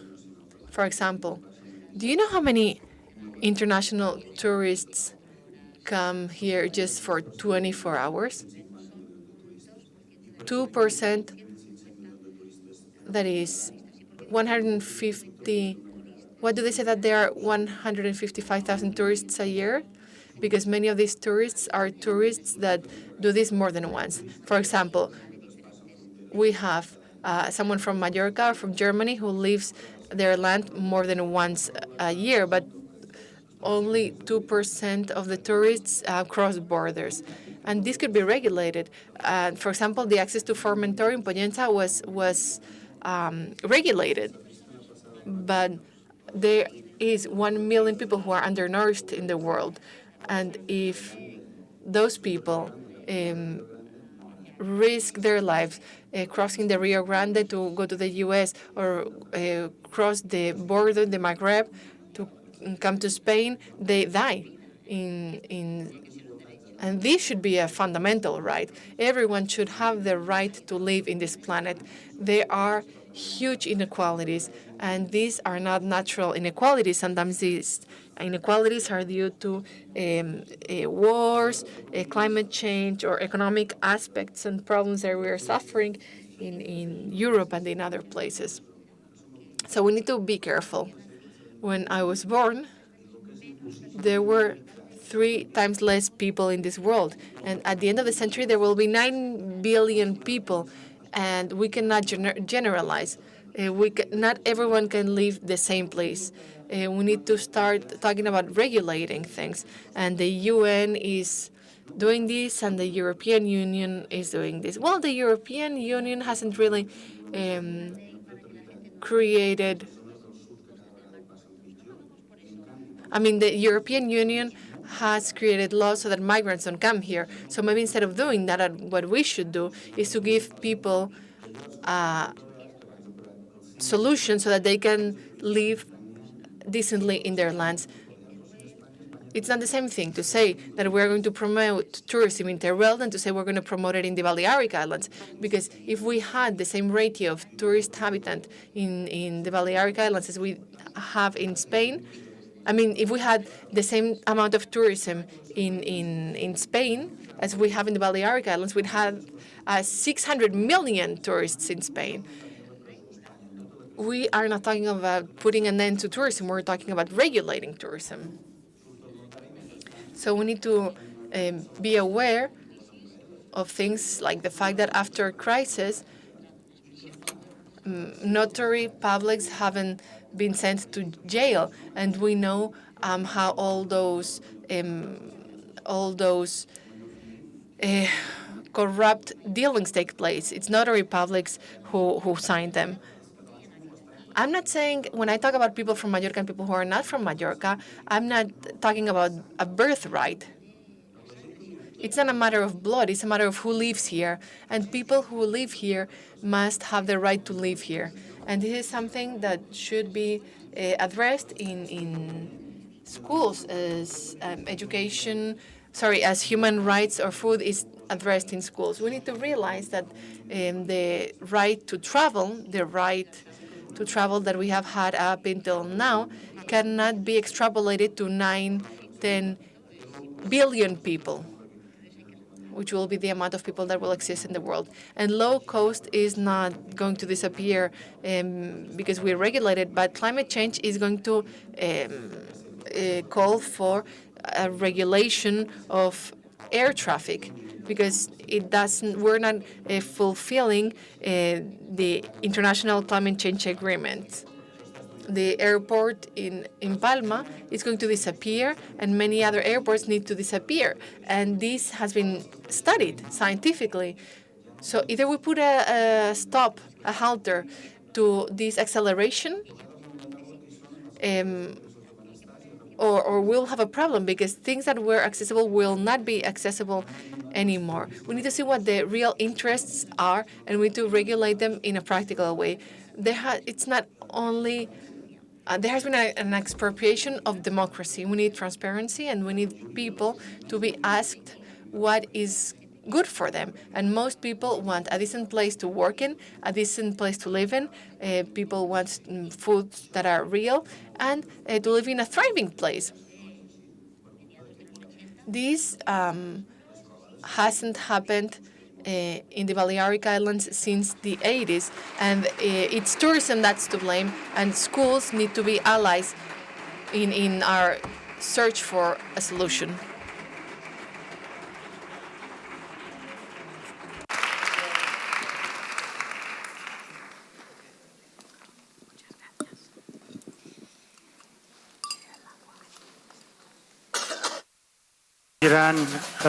Aquí and John and... Okay, so now we're going to have John and Satish and Cesar for half an hour. And then at 6 o'clock, we're going to have a concert of Mediterranean cinema music. You really must not miss out. So we'll have John, Satish, and Cesar come up now for half an hour, and then we'll have the music. Thank you. Take your headphones with you.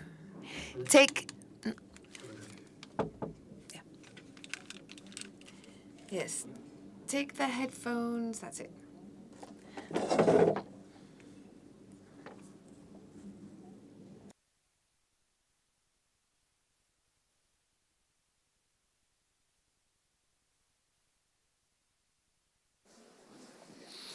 Bien, buenas tardes otra vez. Nada, las preguntas.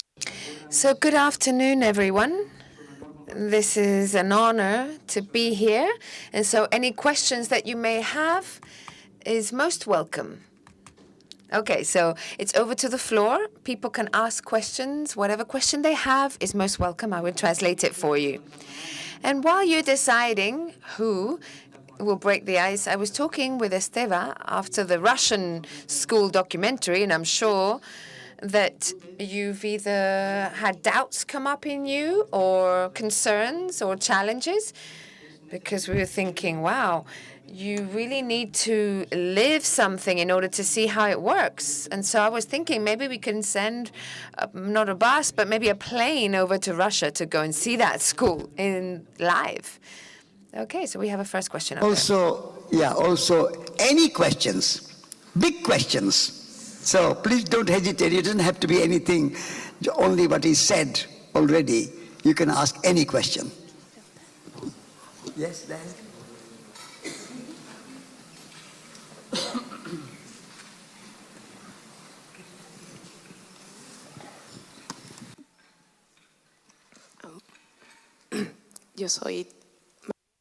My name is Maria.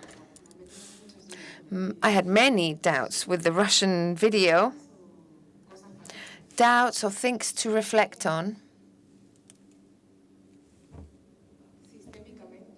Systemically speaking, we have our parents before us as a motor to accompany us in life. And when we talk about the school of life or educating for life, and we put before the relationship with others who are not part of our close family circle, what are we missing out on at such a young age? At 8 years old is not the same as when a child is 16 years old. Obviously, the needs are very different at those different ages. But my heart even quickens when I think about these children being proposed to put before the interests of the other that is not their close family, so being taken away from their family. Yes. I think that's a very good question. I'm not very much in favor of boarding schools. I prefer homeschooling, where children learn the skills of their parents, and also they learn to live in the neighborhood of their community. So I am also doubtful about boarding school. But there are many ways. There is no one way.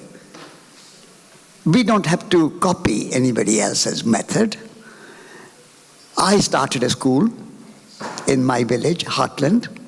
I called it the small school. And we said the maximum number will be no more than 40. And it will be a school just coming at about 9 o'clock and going home at 3 o'clock. Short day. And in every week, there will be time when children will go out in nature. And they go out in the woods, by the sea, along the river, when it's a spring, walk among the flowers, bluebells, primroses, wildflowers.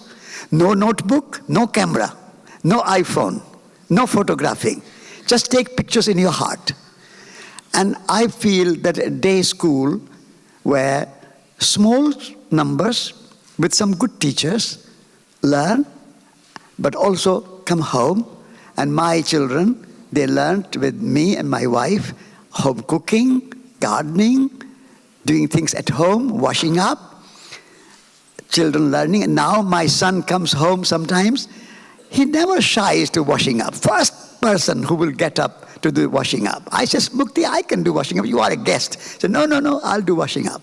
So children learning at home is very important. So I agree with you. But they have their way. We don't have to criticize them. Fine, they are doing some good work. But you do the way you want to create something for your situation and your own position.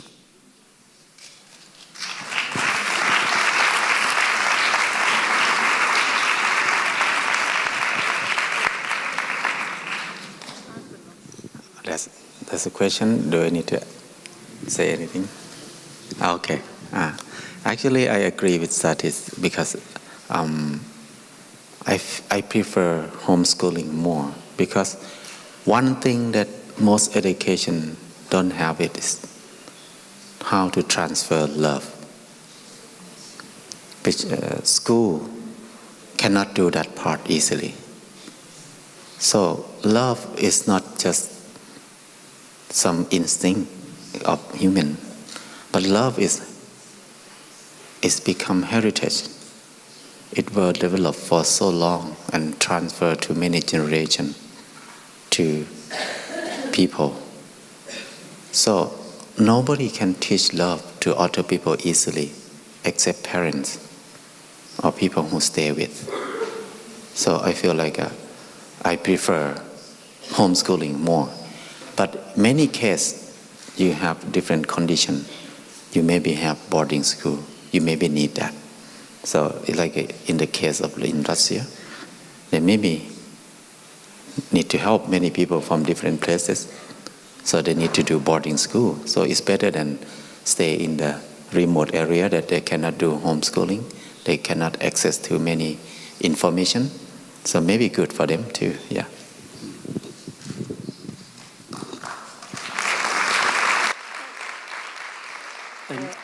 Yo es que he lanzado esta pregunta porque digo que, ¿verdad? Vamos a estar hablando sobre la escuela y a mí. I threw out this question because I was close to visiting this school, and I've always been thinking, well, I hope I'm lucky enough to visit them sometime. Because as it has happened with many schools in Spain that I have visited, people doubt on this or that method. And they wonder whether the results are good, not only academically, but also socially. So I was seeing this documentary thinking that there would be many thoughts moving in our heads in the room as we watched it. And we need to consider a number of factors. One is that the context is different to the context here. Probably there's a different concept there to discipline. This are all suppositions. I don't know, but I'm imagining. I was watching the documentary thinking this morning, I was talking with the kids, talking about the yes buts with the kids that we sat up here this morning. And I'm sure there were many yes buts in your heads today as you watched the documentary. So we should watch this documentary, though. I invite you to do so. When you go anywhere, watch anything, go to a conference, whatever. Think of what there is to learn, what you can pick up from this, and what can be extracted from this that is useful. And so I'm really looking forward to being able to visit that school. And so I hope that I get the opportunity. Okay, so I've been wanting to ask this question for a while. When I watched the documentary, I came up with a lot of questions. And I think, from my point of view, there's an important criticism to make, not so much because of the boarding school, but also because of the different contexts. And the individuals will have different situations. But the big question for me is, what is that school reproducing? Because really, I was seeing those martial arts classes with only boys, that in certain dances, there were only girls. Are we reproducing the patterns that are divisive, that repeat social concepts that need to be revisited and that need to be questioned? And we need to be avoiding them, in my opinion at least. So something that is so organized and that is like perfect attrezzo, perfect setup, and that is so separated by gender, which already I feel is not very is not great. But there are other separations that also happen that are less visible, but that also happen. So this is my question. Why don't we question the social model that we are within?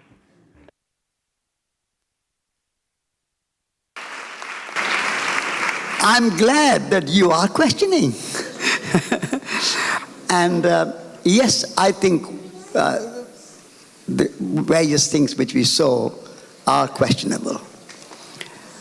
But what we are saying here is that that's one model, and it's a good thing to be questioned, but we don't have to copy. We don't have to copy them. We have to use our own imagination and our own context, our own culture, our own values, what we have here, and create our own system of education in our places, which are more holistic, more ecological, more human, more spiritual. Those values we have to find and create in our own schools. We don't have to copy them. And yes, I agree with you that this gender distinction and also very disciplined. I did not see much smile on the faces of those children somehow. They were very stern and very sort of disciplined, but no smile. And if children cannot smile and enjoy and laugh and be informal, then it's not so good. So I agree with you. We need to question that, but we don't need to copy them. We need to create our own imaginative schools and systems where children can enjoy what they are learning and not be imposed on them. So I agree with you.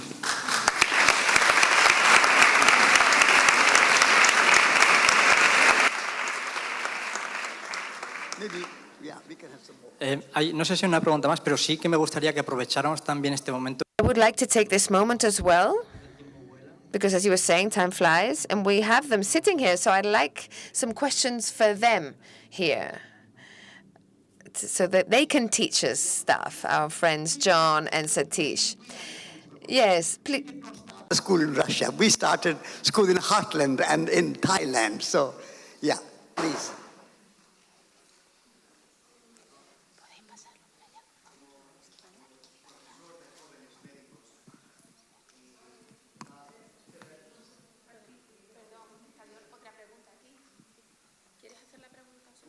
Sí, mi pregunta es muy concreta. Yes, my question is very specific.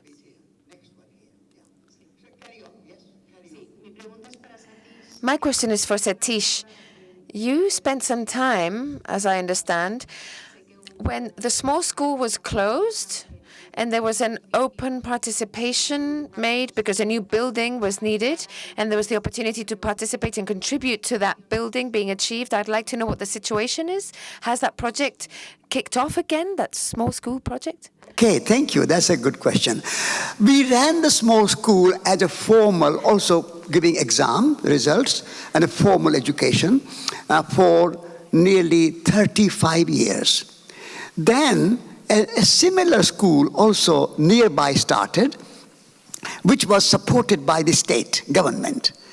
And it was started by our friends. So many of our children said that now in the small school you have to pay, whereas this new school is free, so many children will go there. And it's a good school also, but fortunately they got the money from government. And so we said, all right, instead of running the school as a formal education, at the end of the year you give exams, we will create an informal school where children can come to learn practical things, environmental things, gardening, crafts, those sort of things, but there will be no exams at the end. So now, but because of 35 years of buildings without any repairs and so on, so we have raised with crowdfunding 100,000 pounds, will be more like 125,000 euros. So we have raised that money, so now we are renovating the building, and when the buildings are renovated, and repaired. The roof and insulation and the windows and the doors and so on will be insulated so that we don't lose so much energy in heating and so on. And so then we will open the doors of the small school again, and that will be informal.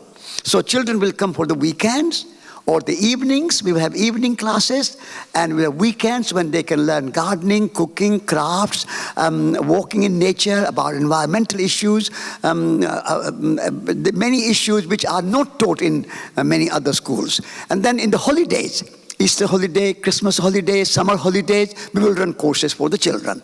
And when there are no courses for children, then we will run also some courses for adults.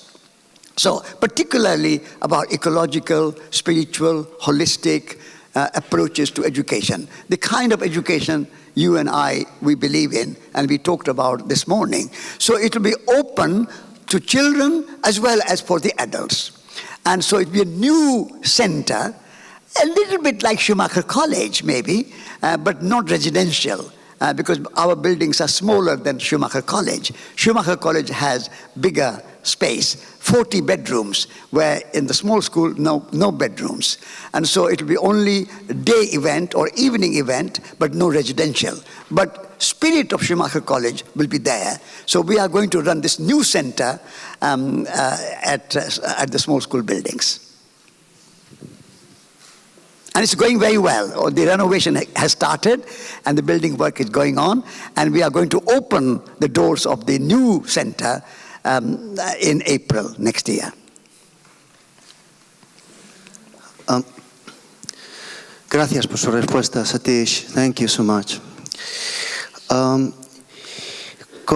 El paradigma de una educación holística en el que enseñemos una sensibilidad hacia nosotros mismos, una participación respetuosa con la sociedad y un cuidado hacia el entorno es necesaria, o si no, creo yo que todos estamos de acuerdo, nos quedamos sin futuro.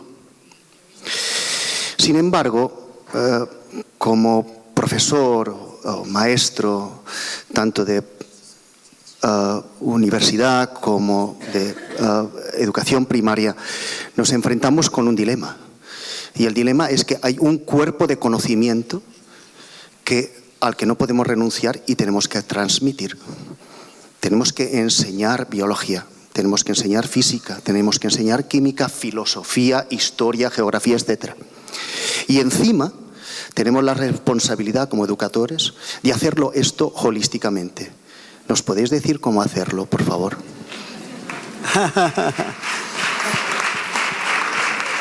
We did it. We did it for 35 years at the small school. We said that 1/3 of the curriculum will be intellectual, scientific, where we will teach geography, mathematics, physics, biology, geography. All these subjects will teach 1/3 of the time. 33%, roughly speaking. 1/3 of the time of curriculum will be devoted to head, intellectual learning. We are not throwing baby with the bathwater. We are not rejecting science. We are not rejecting intellectual knowledge. All that is good. But at this moment, the mainstream education is throwing away all other aspects of knowledge. So we say 1/3 will be intellectual, academic education.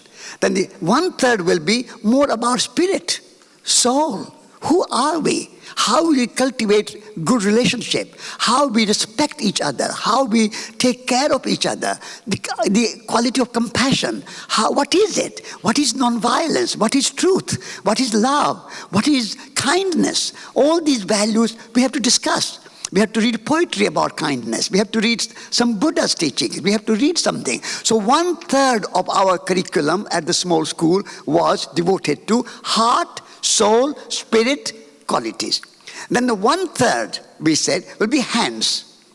We have to learn to cook. We have to learn to garden. When children sow one seed of tomato, that tiny, tiny seed of tomato, you grow, put in the little pot, then it becomes a plant.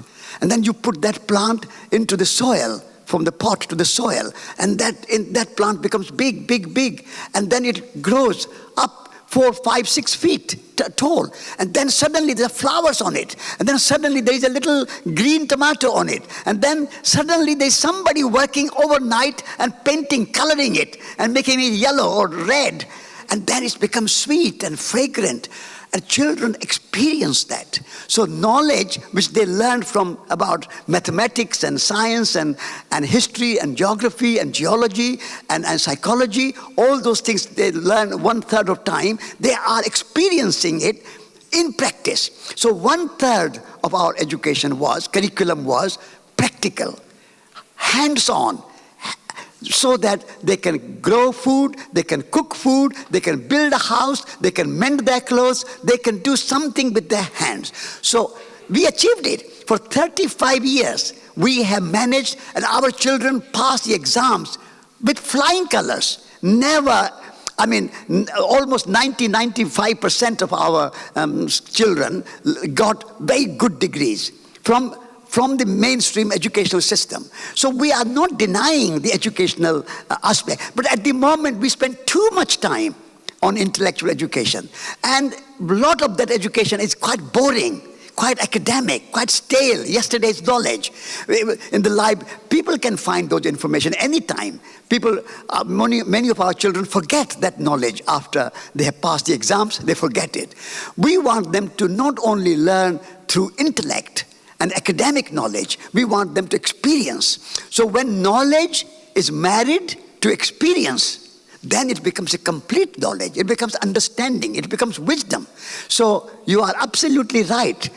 We need what knowledge we have accumulated, but in a very living way.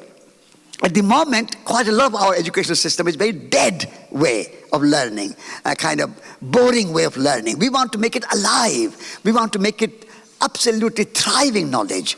So yes, we respect the knowledge, intellectual knowledge, but we also want to include heart and hands, head, heart and hands. Learning by doing, learning by making makes you experienced person, but learning by rote or learning by just head is not enough. This is our challenge, and for 35 years we have done it successfully. And same thing we are doing at Schumacher College.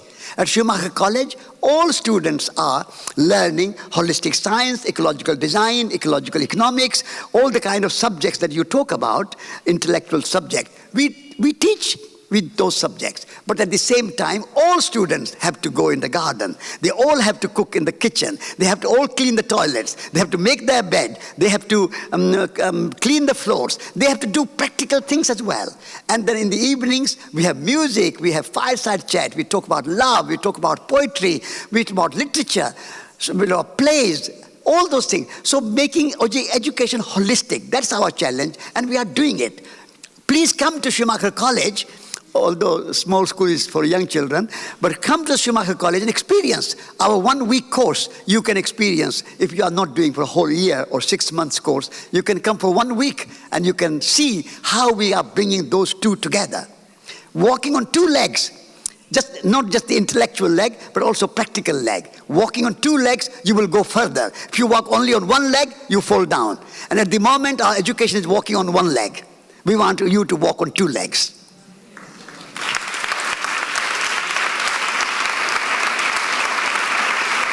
Thank you. You want to say something? No. I don't have a lot of experience with adults, but it's my experience just teaching my son and the kid in the farm. So to apply how to learn things like that, we let the kids do, like if we study about electricity, what I did is just I bought a old cell phone battery from the cell phone shop, maybe 1 cent per 1 battery, and I show them how it works. And then they start to connect negative to negative, positive, and then connect to the LED light. They know how to do it. And then not really long, they start to think about what can I do after that? So they put that in the talcum powder bottle. It turned to a torch. So they start to sell it. After that, they make money from it. And then, so they learn math from that. They learn science from that. They learn math like how much they invest money in that thing. And then they sell like in Thai baht. It's like they invest maybe 20 baht, but they sell 150 baht. So we ask him, is that too much profit to take from people? And they say, oh yeah, I think it's too much. So that's the way we're teaching about moral. So when we do one thing, he learned everything. So he learned science, he learned math, he learned moral, and he learned how to make career. So something like that. Like a cooking, he learned a lot of science in cooking. So there's a lot of things in cooking. History, geography, and then science, and everything in there. So if we focus on one thing, if they let them make in one project, you can apply to every subject if you think deeply, like I make cookie. So we need to investigate, where did it grow wheat?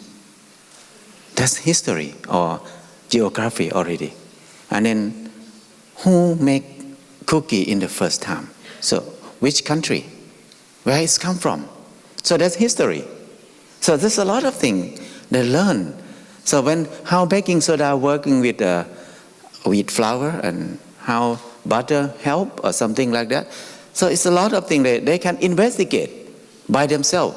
So that's the way we feel like a holistic learning is hard to divide into subject like a normal way. But when they look at it in the whole thing, it's easier to understand. It's more fun. And then the most important thing is they can eat it. And then they can make money from it. That's why I feel like education should not be a burden for parents or government. So that's why I think education shouldn't be able to feed themselves.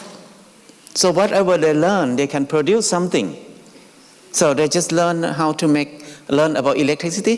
They have a torch to sell at the farm. When people came to the farm, they bought the torch from the flashlight from the kid.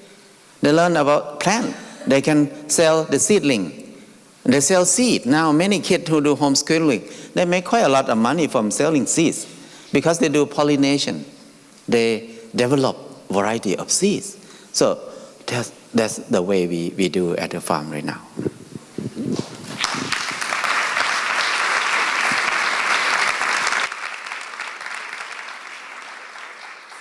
Ramón, cuando has hecho esa pregunta. Ramon, when you asked that question, you emphasized two verbs, especially, which were transmitting and teaching.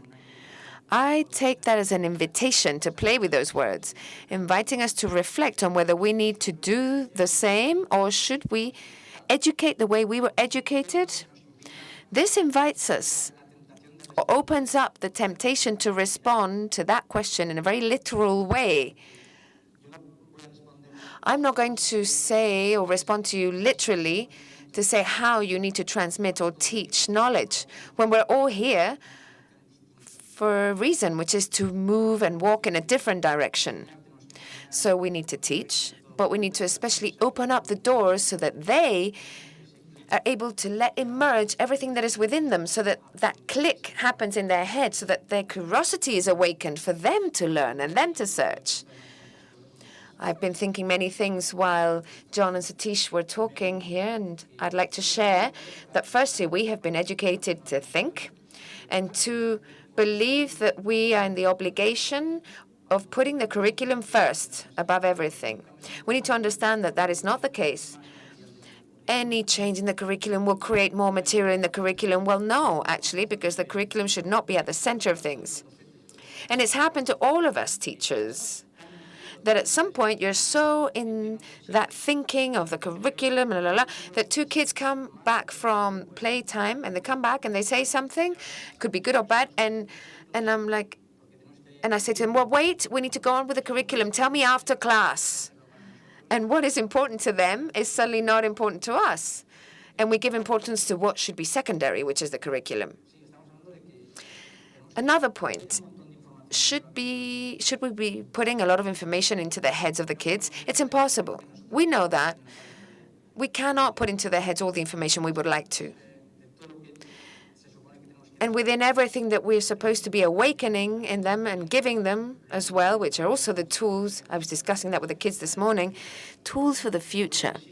The future does not exist. Now exists. We need to give them tools for now. And within those tools and the contents that we need to continue giving them as well as we can, there are other types of tools. We need to be talking about respecting oneself, respecting others, respecting the environment, etc. So precisely if we are here, and if you've thrown out that question, is so that we can reflect on the change that we need to make.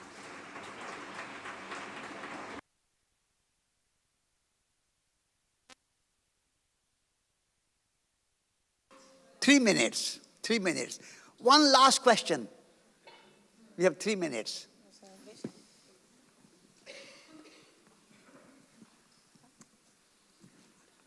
Bueno, era una pregunta, reflexión, porque Mine is a question reflection because for 11 years now I've been teaching at the education faculty at the university in Madrid, and I spent all of this time looking for a form, a way of doing this with the curriculum, how to balance it out so that it can be learning for life. And so that I myself, from my position and my work, I can become an example. Because before, it used to be easy for me to tell the story of what I know. But then I realized it was not about that. It was a model of wanting to learn what I needed to transmit. But after these 11 years, it turns out that I see in my faculty we have more than 300 adults carrying out this task of teaching. And I realized that over 11 years, I have actually met 5 people that I have a common language with. So we have entered that university, people from many different places with many different interests and motivations. And I realized that the loneliness that I feel in my classroom, I've managed after 11 years to have 70, 18-year-old adolescents interested in what I'm talking about. But they're also in other classrooms, in other spaces, with other adults. And I realize that in 11 years, I have achieved nothing, really, to create something in common with my colleagues. So this is a reflection. I hear us talk about education as an individual task that is a bit of a burden. And I think of some environments, such as the university one, where it's so easy to feel alone and to be alone. So what about my relationship with all those other people? I didn't choose my colleagues within that organization. I would have chosen others, probably, but those are the people who are there. So I hope I can return next year here and tell you that I have advanced somehow, maybe not with all 300, but with a few more to do something, create something in common, because otherwise how am I going to talk about teamwork and group work and change if I am only worrying about my work and doing my stuff well and them seeing me as a good teacher? I hope I can advance from now till next year. I'll tell you about it next year. That's a very good promise. We look forward to seeing you next year, and we look forward to hearing from you how you have advanced, because in the end, the real teaching cannot be really measured. You can feel it, but you cannot exactly measure it, because like a radiator radiates heat, how many people benefit from it, how much warmth people are getting from it, you cannot measure. So in the same way, you are being a teacher and being an example. That example cannot be measured because we don't know what kind of impact you are having on your colleagues or your students. So very difficult to measure. Nevertheless, I think what you are saying, that you have learned something from this today and this event and this next 12 months, if you observe your relationship with your colleagues and your relationship with your students and find some new experiences, please share that with us next year, and we look forward to hearing from you again. Sorry, the 3 minutes are over, and so we have to conclude this session. Antes de que Satish cierre la sesión. Before Satish closes the session, I would like to answer in 20 seconds, because I have had the luck of speaking to hundreds of university teachers from many points of Spain, and many of them, with students who are studying at university, studying to be a teacher. And many of them, when they leave, they say, oh, now what am I going to do? Universities, as well as the schools, need an interesting reform within in the way that teachers are trained. There are many teachers in the universities who are teachers who are in training who want to do things differently. So we can only demand what we can give. You cannot demand from your students what you don't do. If we don't work as teams, if we don't work together, you can't ask them to work as teams. If we don't listen, we can't ask them to listen. If we cannot face up to challenges, we cannot set challenges to our students. So this closes the circle, as we were saying this morning, by including the university in the training of teachers in university. Yeah. Thank you very much for your questions, and we'll see you tomorrow. And there'll be more time and more opportunity to ask questions. So please ask more questions tomorrow. See you tomorrow.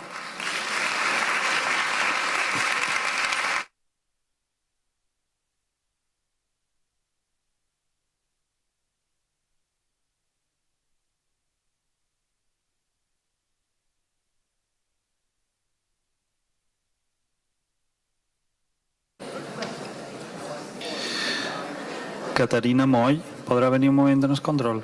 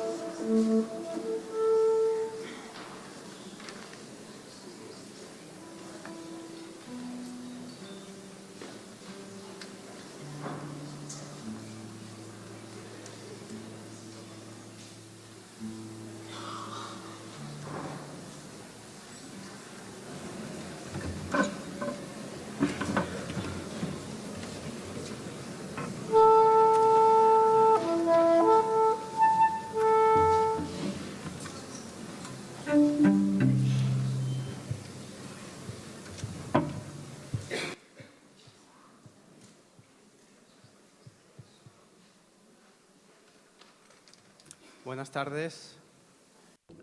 Good afternoon, everyone. Buenas tardes. Somos el grupo Tugores. We are the group Tudores, and we are here to share with you some film music to try to add a little more emotion to this beautiful meeting on education for life. We are going to start with a theme by Ennio Morricone. In 1981, the Roman composer traveled to the US to write the music for an American film called Endless Love by Franco Zeffirelli, an Italian director. The job didn't make it, and Morricone came back with some themes that he had written for that film and put them in a drawer. A few years later, his friend Sergio Leone was finishing his film Once Upon a Time in America and asked him to write the music for his film. And Morricone, well, what he asked him to do exactly was to write the music that would describe the love between two of the protagonists in the film. It was a love that was infinite but impossible. So Morricone brought out of his drawer this music that he wrote for Endless Love in 1981. Leone heard Morricone play that melody in his piano for him, and he said, after now, please don't even think about hiding any of the discarded songs that you have. Deborah's theme, composed by Ennio Morricone.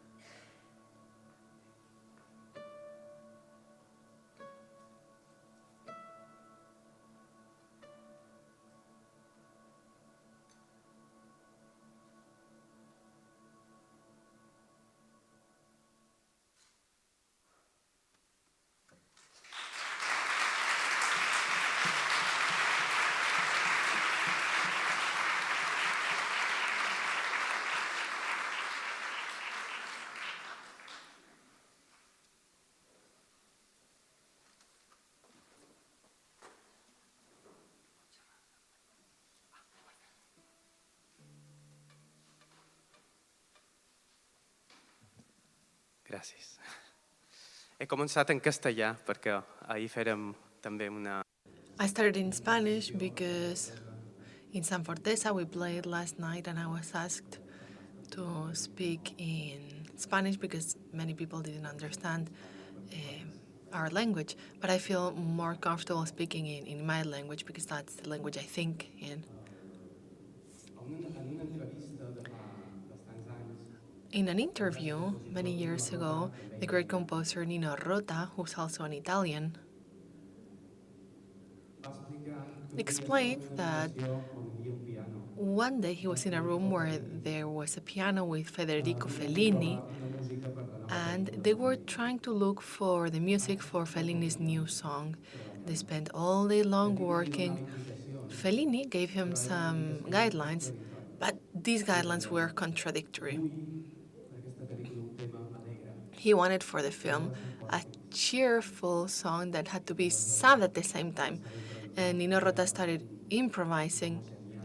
He was a genius. He was always having ideas. And Fellini would say, no, this doesn't convince me. It must sound old and new at the same time.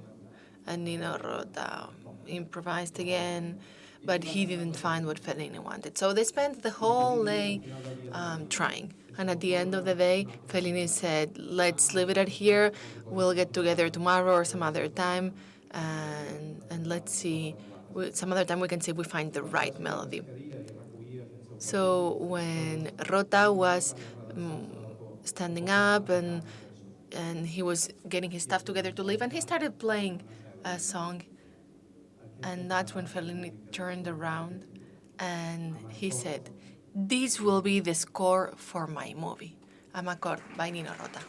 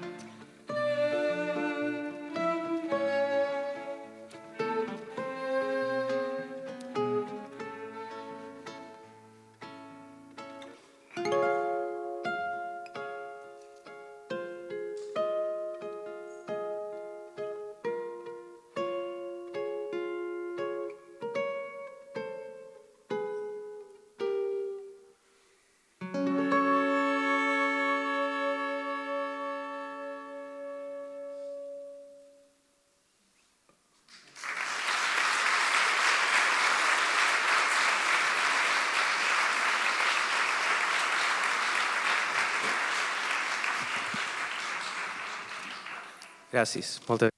Thank you. Thank you very much. Giuseppe Tornatore, together with Sergio Leone, is one of the filmmakers who worked in the following way. They write a script, Tornatore would write a script and send Leone the music, would give the script to the musician who would write the music, and then notes will be made. So they worked like that, Tornatore and Morricone, this way for 30 years, and they made films that are real masterpieces, beautiful masterpieces. The first time they worked together in 1988, this film is considered by many the most wonderful masterpiece of both of them, of Tornatore and Leone.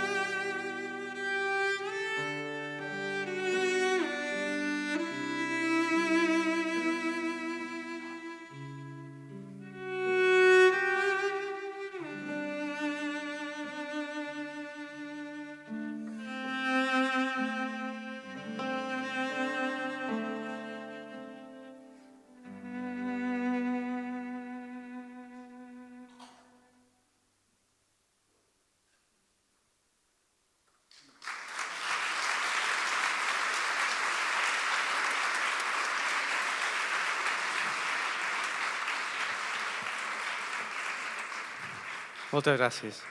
Thank you very much. It's the most happy or beautiful ending of a film ever in the history of film. We are now going to play the music of another masterpiece, The Godfather, a very violent story. There's a book on Nino Rota that tells how Coppola visited Nino Rota in his house and proposed him to write the film for his latest film on the Corleone family, a mafia family. Nino Rota asked why they considered him, because Nino Rota composed music that was generally referred to as happy, tender, and Coppola told him that he was looking for that contrast. He wanted to humanize the characters in very violent films, and he wanted to explain characters through music, with a music that would have Italian roots. Coppola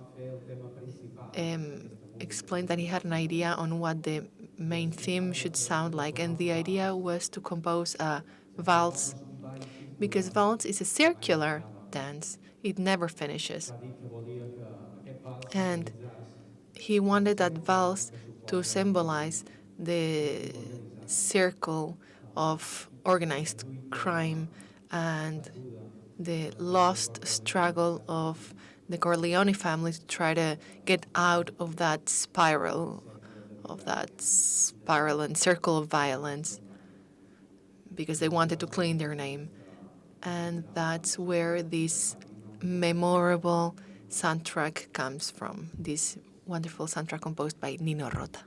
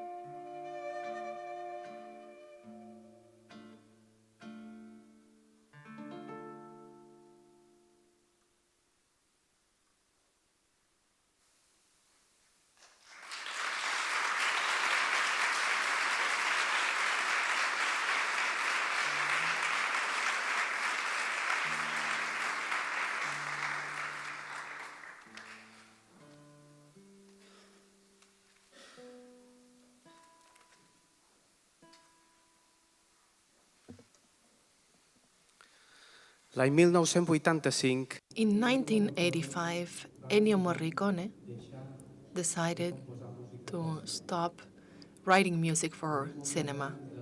He wanted to start writing what he called absolute music, that is, music that was not used in any other art, in any other discipline, just music for itself, for the sake of music. And that's when he received a phone call from some English producers.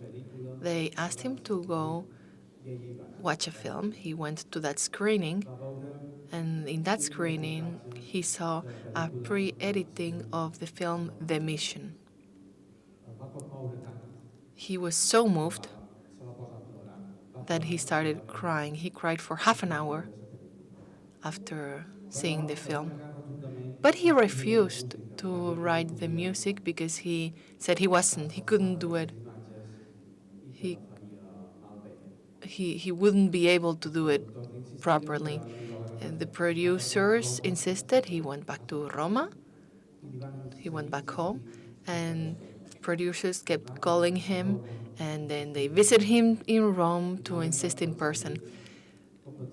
They were able finally to convince him, and the rest is history. The story ends with something that is for many the biggest example of what can be referred to as the best combination of music and image.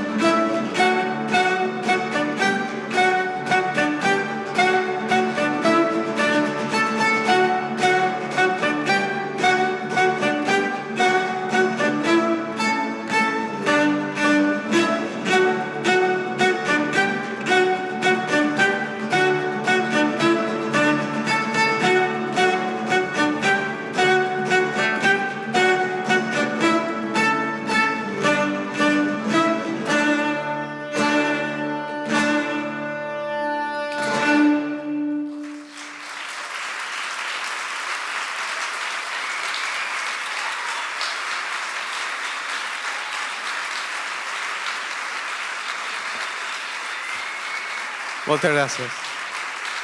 Thank you very much.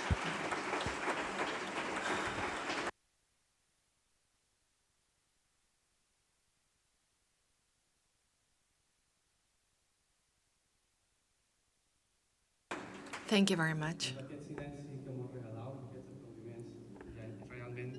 With the silence that you gave us and with this round of applause, you really made us happy. It was a great present for us to play with people, for people who have this degree of sensitivity and this and for this audience. Thank you very much.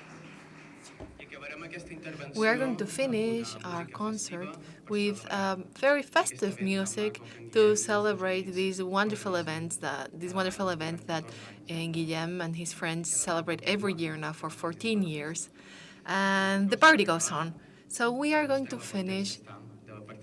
We want to finish by saying that we're very happy to be here, and to show us how happy we are, we're going to play the score in Zorba the Greek. And if you want, you can do a Anthony Quinn and start dancing, and we would love it if you want to just get up from your seats and dance.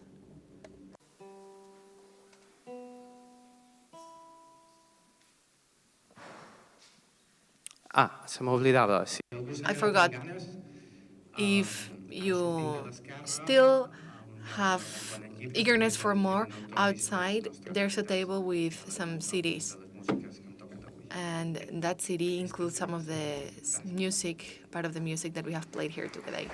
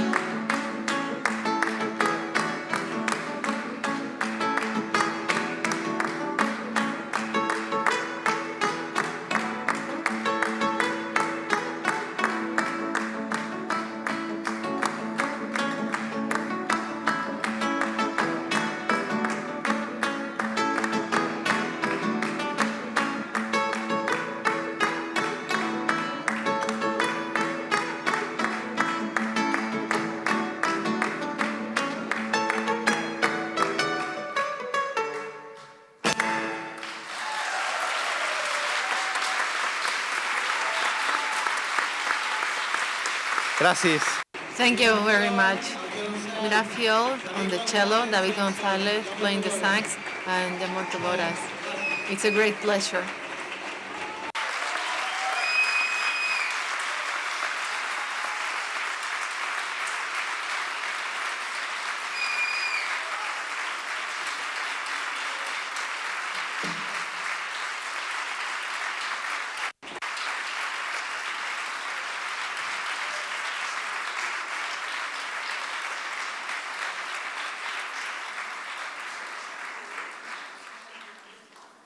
Sí. Bona nit, fins demà. See you tomorrow.